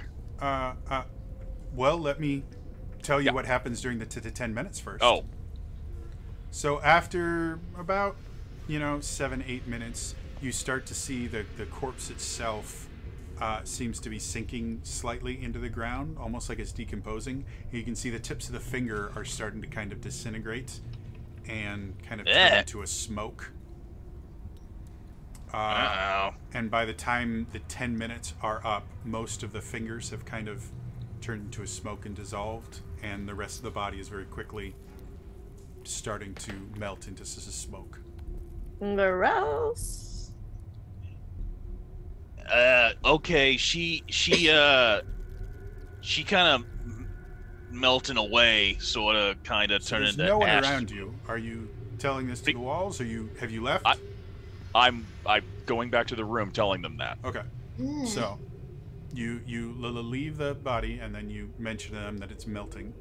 You as you get there, you see Zarian and Aoi going over every square foot of everything, looking for secrets. Nathaniel mentioned to look for a key, and she didn't have the dang thing on her. Oh, yeah. If I were a key, where would I be? So that means if she don't got the key, that means someone else got the key. Oh, there's one room down here we haven't. Well, that one room they had the same kind of door as the other. I think our best bet is to go to the windmill at this point. I saw that the scratch marks. There had to have been a secret door behind something in there. Do we want to tell the guys in the old crew? That's up to you guys. I'll wait by the stairs and let you know if anyone's coming. I wonder if her dying has in any way broken any of the spells on this island. I hope so. I'm just gonna stand watch by the stairs while they go to the other group. So who's going where now? I'm just gonna be keeping watch at the stairs. Okay, so Zarian's gonna stay at the stairs. Smegwick, what are you doing? I'm gonna stick with the group, and I'm gonna see where they go. I was gonna follow the lead. Right now, it seems we're all going to just stare at the stairs. I was gonna ask, are we going to the old crew, or are we going? Oh, the to crew. Up? Yeah, let's free them. Yeah. Okay. Yeah, let's bust them out of here. So, the group goes back to the barracks place that you saw the crew before, correct? Yeah. All right. So as you guys get there, you hear a little noise from inside the room, and as you open the door, you can see there's a fairly lively discussion going on. You see some people seem angry, some people seem more worried, some seem relieved, but they're all talking almost simultaneously over each other. And they don't seem to notice you as you get there. It's a much higher noise level than you've heard anywhere in these halls thus far. I'll like loudly clear my throat. And the one closest to you kind of looks and goes, they're back! They're back! And everyone stops and they just look at you. We killed the Eden lady. You guys want to get out of here? Something's different. She didn't have no key, Nathaniel. You see this large crewman who you don't recognize fully because most of his face has been turned into like barnacles. But when he speaks, you remember the voice. You're not sure where, but you remember him being part of the crew. His arm is like a massive kind of crab claw. He says, "I've got a key." And you watch him come out, and he comes to the door, and he just charges into the door, and you watch as the wood itself kind of splinters a little bit as he hits it, and you watch him kind of go back and go and try to make it look like he meant to do that. And the other... Try again. He did that to the other door? Yeah, he went to the other door. This one? Yeah. Okay. And it seems to be a very strong door, but it did budge a little bit underneath him, and so he goes and does it again. You can see him, watching him do this, you think if you give him like 10, 15 minutes, he'll probably make his way through this door. But it's going to take a full 15 minutes of him ramming this door with his crab claw. Is there anything we can give him an assist? If anyone wants to, they can. It'll be an athletics check. Yeah, I'll do it. Okay. I can also do it. Okay. Just like So little owie like bouncing off a wall. Yeah. So between with the both of you, I don't know if maybe Eldritch Blast or Acid or... Well, with the strength. fact that it's a very small hallway, if you want to try and Eldritch Blast, you have just as good a chance of hitting them as you do the door. Okay, but I wouldn't do that. So, but yeah, between the two of them and him, go ahead and roll me athletics checks. Oh God. 8. Oh, that's sad. That's adorable. I rolled me. I rolled a natural 1. Let's go. Oh! So between the three of you, you both come up and Karen's Just like, I've got this. You come up and you just shoulder charge it and you stop dead. And you feel something pop in your shoulder and you're like, oh, that was bad. And at the same time, Aoi, you've just kind of gone back. You go like full running flying kick. And as you hit it, you feel something kind of shift in your knee. Oh, and you no. both just kind of look at each other and you grimace and you both know that you're both in pain, but neither one of you is willing to admit that you're in pain. So you both just gotta let him try again. You're doing a really great job, dude. You keep doing this, you know? And he gets through it eventually with both of you just kind of very secretively rubbing your wounds. You don't think you've broken anything, but it's going to be tender for probably a day or so. Great. But they break it open and you see another room very similar to the other one. You see more crew members in various states of transformation. And as you open it up, you see the first mate of your former ship standing there going, Karen? What are you doing here? Rescuing you. Bloody hell. It's been a while. Have you been looking at us the entire time? No, I mean, I had my eyes out for you, but we actually kind of just ended up here, I think, the same way you did. And... Oh. I noticed familiar faces and we started snooping, trying to get off this island. Isn't that just a wonderful coincidence? I don't think anything about this situation is wonderful, but Hey, but we both came to the same place. Mm-hmm. I kind of like that. Like we're connected in some way.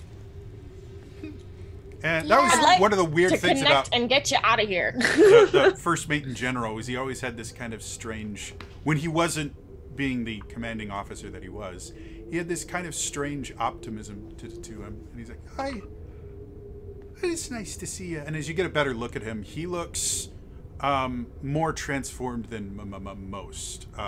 Most of his skin has kind of a rubbery appearance, similar to that of a shark. As you get close, it's very rough and sandpaperish, very close to a shark. His mouth is entirely too wide.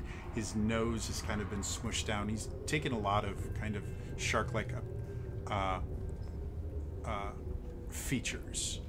It's like, oh, you're the strangest thing has happened. What? Until about 20 minutes ago. Couldn't have told you exactly what we were here for. But now, I kind of remember. It's like, it's slowly coming back to me. You ever had something like that, where you think of something, and then it goes away, and then it randomly comes back again? Yes. What did you randomly remember? We've been here for a wee bit. Mm-hmm. They did things to us. Horrible things. They took the cap. They took him there. Oh no. And you watch his face just drop. Something took the captain. Something big. Something massive. Took the captain. We went down the stairs like. And we kept going and just kept going down. Further and further. Much lower than I think we should have been. And then it opened up to this expanse of nothing. Except there was something in the nothing. We saw that, yes. Very, very strange. And then this thing, like it was breaking the surface of water that wasn't there. And it reached up, it was like a tree trunk with suckers on it. And I reached up and it grabbed the cap. I gave it to him. I gave the captain to him. Well, you were all under some sort of spell, so I wouldn't feel too bad about that. You didn't know what you were doing at the time. But I did it. But was it you, if you're not there? You were just a tool they were using. You weren't there. And you just see him kind of fall into himself. And then you watch him just shake his head. Enough of that talking. The rest of you lot, let's get out of here. We've got work to do. And he just starts barking orders like he normally would. He kind of comes back, but from knowing him as well as you did, you can tell there's something. He's not quite the same. Mm-hmm. Sure. We'll finish cleaning up down here. Make sure there's nothing else you might have missed. If you want to go up top side, there's stairs over there. I think that'll take you back up to the top. Thank you. Yes, we need to figure out how to get off this place before whatever Eden was serving comes to get us or finds out if it even can. We don't really know how any of this works, but there's a bigger bad, and I don't want it coming after us. She offered to give us back our ship. That means our ship is still somewhere, and it has to be here if she's offered to give it to us. Well, clearly some enchantments are wearing off. People are starting to remember. The sooner we get above the veil, the sooner we'll be safe, because she said the master can't go above the veil, so let's get out of here quick. Hi, you Lord Harder. Let's get going. And you see him, and again, he's barking orders very confident in what he's doing. Or remind me, were you the? Remind me, Karen. I'm drawing a blank on your backstory. Were you the second officer on the ship or the first? The previous ship. Right. No, I'm like, wait, was I? What was I? I thought you were the second officer. Yes, second mate. Wait. We get out a lesson. Yes. Okay. Just we can sure. All right. So yeah, this would be technically the one directly above you, before they kick a captain. So. He starts barking orders and gets everyone kind of going, and the rest of the crew takes to the orders somewhat. They all seem kind of out of it, but you can tell it feels good to have someone telling them what to do. And they start kind of spreading out and dealing with things. Some of them just start picking up like chairs, and they'll break a leg off so they have some sort of weapon with them. And they continue kind of clearing out this whole area. Gonna see one room down there that's filled with smoky stuff. Just stay out of that one. We messed that one up good.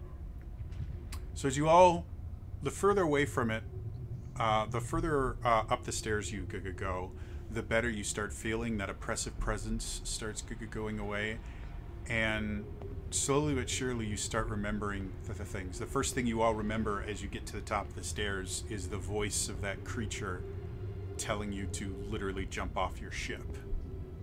That son of a... And you start remembering more of what's happened over the past few months, and by the time you actually make it out and get into the daylight, because when you come up to the temple proper, no one is in there. But as you come out completely into the sunlight, you now have regained, for the most part, you think you've regained your memories. There's little fuzzy spots, but that's how memory works. But Jody, I had an interesting memory thing in that one room. Yes. Was that an inserted memory? Because that was something... At this point, you're not entirely sure. That will be something that you need to kind of sit down with yourself and examine. Okay. That's an introspective thing that you're going to have to deal with. It's not Why something didn't that you'll... As the kind of memory block fades, you still have that memory. Okay, that's what my question was. And you also don't have any more. Like, it still has that cut to black right at the end of it and right at the beginning of it. So it's still a memory fragment. You can't really place it other than you know the location the memory was in. Okay, so the fog cleared, but I still have the interrogation memory. Okay. Yeah. As we go up, Allie remembers that she had bits and pieces of her memories that were missing, like one person. As she goes up, she remembers Summer. I remembered. Why did she make me forget such an important person?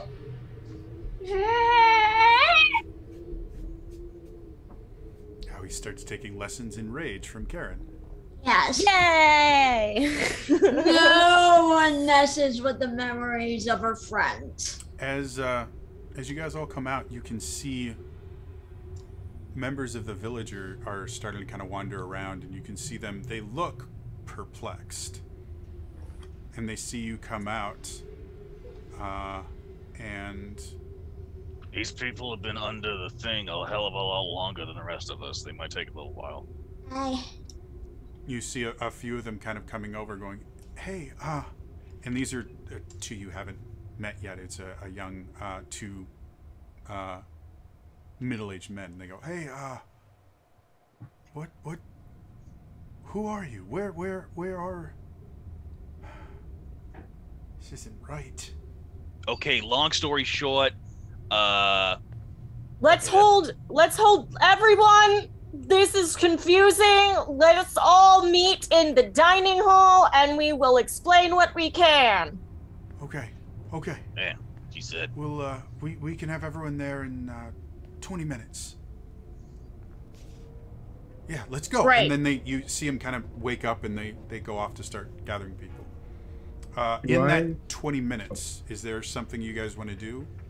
I want to go towards the windmill, and are there still guards stationed in front? There are not. There are 2 halberds lying on the floor. While everyone's gathering and going into the hall, Zarian just isn't in his right frame of mind after events, so he is more focused on the shelf that looked like it could be a secret door than caring about anything else at the moment. So he's going to be there. Right. So we'll deal with that as it goes. It takes you maybe like 5 minutes to get over there and get in there, and you find the shelf itself with the scraping marks. It looks very obviously that it has been moved relatively recently. And there is no one in the windmill whatsoever. Yeah, then I'd take my time scouring every square inch of that while they're explaining everything. Okay. So the rest of you, are you going to go to the meeting hall, or? Sorry. What was that? My phone did a thing. Sorry. I'm gonna be honest. I looked up because I thought Katie screamed something for no reason. No, that's not me. So anything else you guys want to do before the meeting? Or anyone else not going to be at the meeting?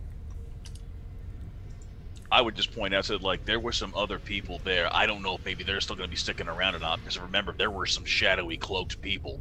Maybe it was some of these people, maybe it wasn't. But Eden, we need to remember that Eden had helpers. Maybe they were like those squid things too, and maybe they went back home. I don't know. Yeah.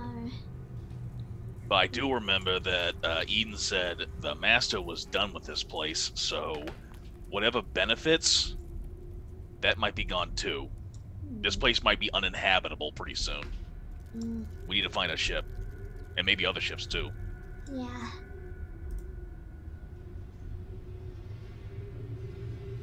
Okay. If the ships were invisible due to some sort of enchantment, they might just be out by the docks invisible now, just like everyone's memories are coming back. They may be uninvisible. So as you guys would go, you would have been able to see there's no big ships. There's small little like 3-person ships that were there before that they mentioned they used to go to other local islands, but you don't see your ship anywhere there. Darn it. Do we think they docked our ships at the other local islands? Is that a thing they might do? Well, everyone is going to the meeting hall, so if you want to ask someone, that would probably be the place great. to ask them. Yeah, They might know. I'm sure some of these people hit our ship, so they'll remember now. Maybe some of them used to be her helpers, and they're getting their memories back. And maybe Exactly. So, are all of you going to the meeting hall then? Yeah. Everyone except Zarian? Yeah. Okay, cool. Yeah. I would probably go fetch Zarian if he needs to, or like just to check in on him, and then head there. Okay. To the meeting hall. So this is how things are going. You guys are walking towards the meeting hall. Zarian leaves you to go to the windmill. At that point, if you want to go with Zarian, you can. Otherwise, you go to the meeting hall. Oh, okay. Or you could go your own way. But it's not like he just poof disappears. You watched him walk. Like you have to go. You start here on the map if you're looking at the. Okay. Well, if I can't check in on him, I'll go with the rest of the group to the meeting hall. I mean, theoretically, when you get to the meeting hall, everyone's there and the meeting's about to start. If you want to leave and go find him, you can. You'll miss part of the meeting because you won't be there. So. That's the same. I'll go to the meeting hall. Okay. Cool. Awesome.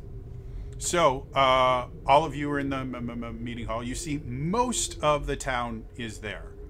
Not quite everyone. You notice, because again, when they would when they would eat, they would kind of do it in shifts because there was just a few too many people to just have them all there all at the same time. And now they fill the hall pretty well, but you're probably missing maybe a couple dozen people from what it was before. Maybe like 30 people aren't there anymore. Some people might be lost, some people might be confused, might be wandering around the island, or maybe they just took off. So everyone is kind of, we can turn off that sound and we can go to that sound.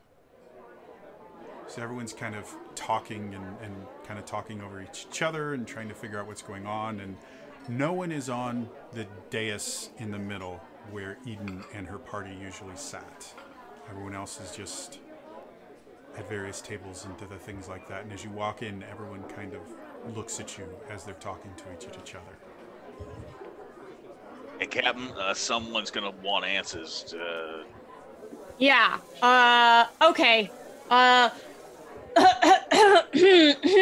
Excuse me, everyone.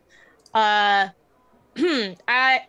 realize that we are newer faces to you, but you may all be wondering what's going on and having memories come back that you forgot you had. We quickly realized upon coming here that not all was right, and upon exploring, discovered a secret dungeon-like experiment basement under the temple last night. And it turns out Eden was helping an ancient god try to regain power, and it has been feeding off of all of you. I know this is a lot, but she's gone now, and the god can't come above the veil, so we're okay. So I think the best course of action is for us all to make plans to get off this island and back to our lives and family who have been missing us. Perhaps it's not the best idea for all of us, Captain. And you see as the first mate and your former crew kind of wanders in, and everyone kind of looks and it's okay, gasps. It's okay, it's all right. Remember the old experimental dungeon I mentioned? I don't know what was being attempted here, but you're right. Perhaps you should continue to live on this island. Well, I wasn't going to quite say that. I guess you're the captain now. Oh, true. See, we could. Yeah. My old captain. See, I gave him away. I gave him to that beastie. And I kind of live with myself like that. And looking the way that we do right now, we'll turn a few heads into sovereignty. So the crew and I, we decided that in that deep town, there's for lack of a better term, there's a nice little natural dock there. And we do know they used to use wee little boats to go between the little islands out there. And this is as good a base of operations as anywhere else. Where obviously the rest of you can do whatever in the world you want. But we've decided we're going to stay here and we're going to look for our captain. And, well, I'd been speaking with my old captain about one day getting my own ship and my own crew. And he told me in no certain words that I wasn't quite ready for that. And I think he was right. But, Karen, it seems that you are. You are. So, we could use someone with your experiences on the Veil and your abilities to help us find our old captain. If you'd like, you don't have to do that. It's entirely up to you.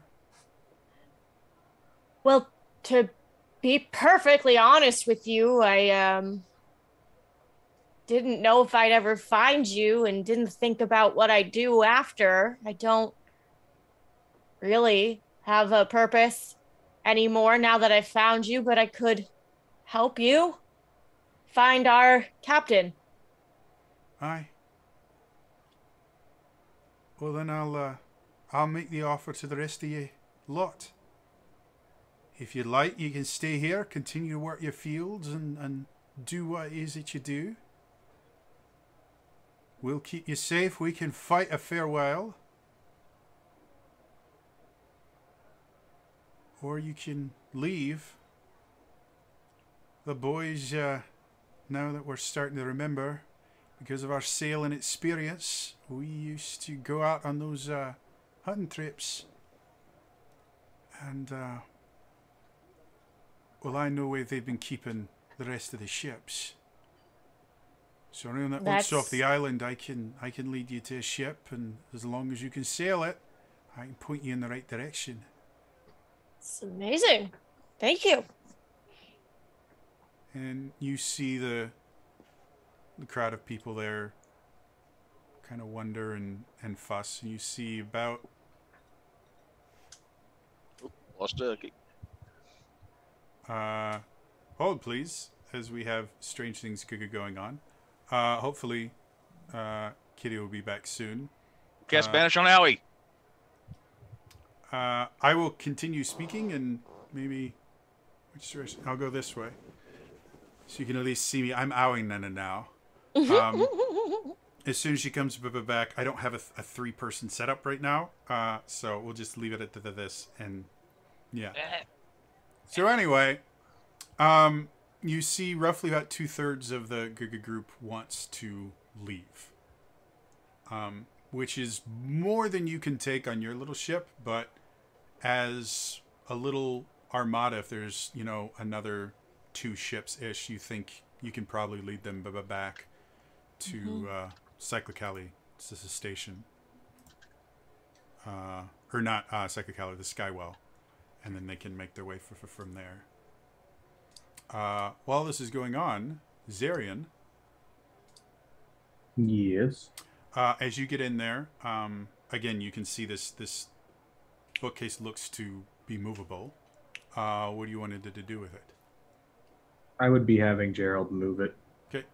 It doesn't take a bunch of effort. It seems to be counterweighted so that it moves once a latch is pulled. And with the amount of time that you've got, you're able to kind of find the hidden latch, and one of the books pulls out and actually has a latch under it, and you move it, and you see just a ladder that goes down. With my memory not fuzzy anymore, would I be able to calculate if that just goes back to right where we were, or if this will be a new place based on position? From the position, this would not be connected to the place that you were in before. All right. Since I still have the sending mugs, okay. Reggie has the other one, but we'll pretend that they get it. I will use that to let them know what I found and just wait here. Okay.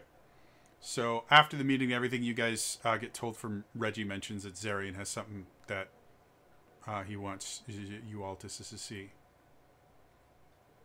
Right back. Okay. So, I guess it's just Karen. Do you head back to where Zarian is then? Yeah. Okay. So as you get there, there's a ladder. Do you guys want to go down, or what do you want to do? Yeah, I'll go down it. Okay. So as you go down, the ladder goes down about 30-ish feet. Not nearly as deep as you were before, but it's just going down. And it's just basically a ladder in a tube going down. And eventually you can hear water rushing louder and louder. And as you get down, you come into what looks like kind of an underground river. You can't really trace where the water is going because it curves and goes beyond where you can see. But you're in this little underground river area, and you can see a small little desk and table lamp down here, along with a bookshelf full of books. All right. And no Zarian, no. I would follow down after her, but I wouldn't go down immediately. Oh, you hadn't gone down yet? I thought you were down there. No. Just blazing forward. Huh. So yeah, you guys are both. I could shout out to him. Yeah. You guys would both be able to make it down there. And yeah, again, other than this very large river, which is what you assume is where they get their water from, and the table and the books. What do you guys want to do? I would go for the table and books. I'd search the table, and then I would start going through the books. Okay, so I'm looking around, just like, is this what it seems, or is it more like everything else here? So as you, I'm hoping we have Katie back here pretty soon. I just did a thing that allows her to. Looks like she's joining now. Okay, cool. Yep. Sorry, the feed's gonna get real weird for a second here. So anyway, as you guys both down there, Zarian, the first thing you notice is the table is covered in very, very detailed maps. Really, really well made maps. Like this is like cartographer, really, really wonderful cartographers. This is stuff. I am so sorry about that, you guys. It happens. All right, so I'm just gonna switch some names around because positions should have changed. We can do. There we go. Now everybody's back. All right. Hey! So, what you, the little bits that you missed. Okay. Karen's old crew has decided to stay, to look for the old captain. Karen decided to stay with them as their new captain for that. And now you guys have all gone back to Zarian to follow him down this, ladder he found in the well. And it's come to a little underground river and a little desk and bookcase. Zarian has found these really, really well-defined maps which show parts of the southern outlands that no one has ever mapped before. You can now tell exactly where you are, meaning you can plot a way back out. And you also see a couple other islands kind of plotted on there with notes in a language you can't read. None of us? Yeah. None of you can read. Darn it. And then the bookcase itself is full of it's literally journals that are written in the first person, as if they are one-sided conversations.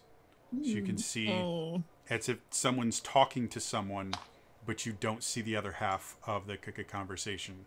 You just see one half, and it is volumes of this. Like the bookcase has 6 shelves, and each shelf is full of these.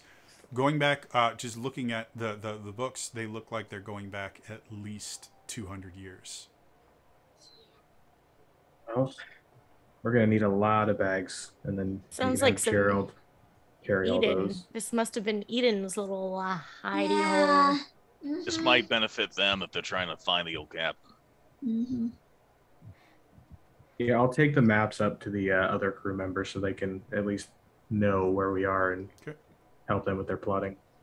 So, kind of bringing everything up together, you to kind of sum everything up without, just speed everything up. You're able to get everybody together. You go back and you find not only your ship, but you find about half a dozen other ships in various states of repair. You can see the older ships have actually been partially salvaged, and some of them have actually been scuttled, so that they could salvage pieces and stuff to repair the city and stuff like that. But your ship is undamaged. Oh, goodness. So you guys are able to sail back with a total of 3 vessels and enough people that understand sailing well enough that you can get all the people off the island that need to. Right. Are there any other things that you guys want to do before you leave the island? No. I would have Raid the library. Yeah, I was gonna have Gerald just get as many backpacks or bags as possible to take as many of the tomes as we can possibly carry. Okay. Yeah, nobody in the town has any issue with you taking the entirety of the library. They seem kind of weirded out from it. Yeah. So you're able to basically fill up probably a corner of your cargo hold is now full of books. So you still have plenty of room down there, but you have just this really large cratefuls of books in your cargo hold now. Okay, not weighing us down? Not any more than any other cargo would. Okay. Again, the ship is designed to carry cargo. It is a cargo ship, so. Alright. You have carried heavier things. Right. So, it gets to the point where the people that are staying on the island are saying their goodbyes and everyone else has gotten it. And now on the dock is just Karen, Smegwick, Owie, Zarian, and Reggie. Boy, oh, this is great. We can't not wait. We got like be what it may. We may need to get back to the Tempest Sovereignty. Right, right? Well, Right, Gavin? I'm gonna stay with these guys and help them find the captain that they lost. But yeah, I think that you have all learned so much about sailing that this won't be a problem, and I'll miss you all, of course, but I've been looking for these guys for a long time, and I think I need to help them out. No, I get Smegwick's gonna start kicking the dirt a little bit. No, I get it. Yeah, I mean, big crew. That means position of captain's open to any takers. Boy.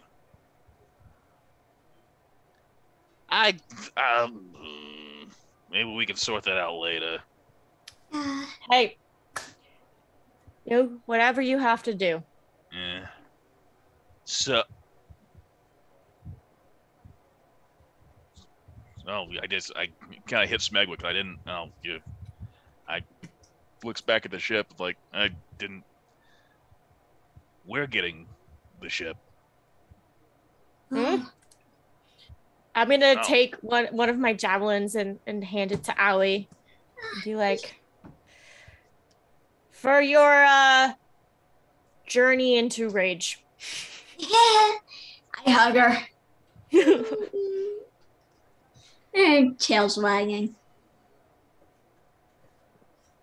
And I don't really have much in ways of possessions. So I'm not good at goodbyes or feelings, so you've all been really great.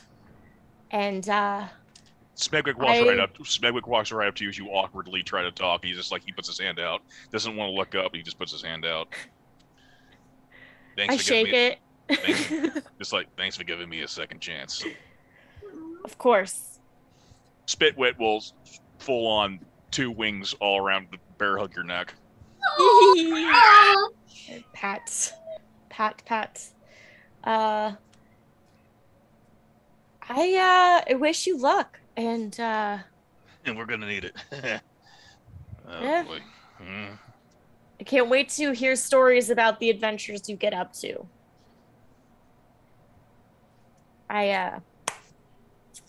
She like awkwardly like kind of kicks the dirt and waves and turns and walks away. Yeah.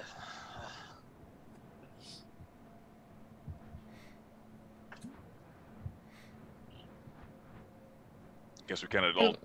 Karen kind of awkwardly walk off, and when Karen like goes around to her crew, I guess kind of. I'll like stop like 20 feet away and turn around and wave again, and then turn back around and keep walking. This is gonna be really awkward when she's still on our eye line. So, as the rest of you kind of, I can move over again. No longer in Aui's camera. As you all kind of climb back onto the ship, the sun itself is starting to get low on the horizon.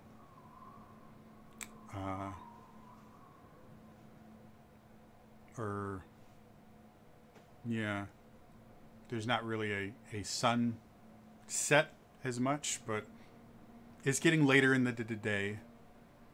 And you all kind of take one look back at this mysterious island, and then your ship is in the lead. So Reggie takes his spot at the helm. You unfurl the sails and start on your way back to the Sovereignty. And that is where we are going to end it for today.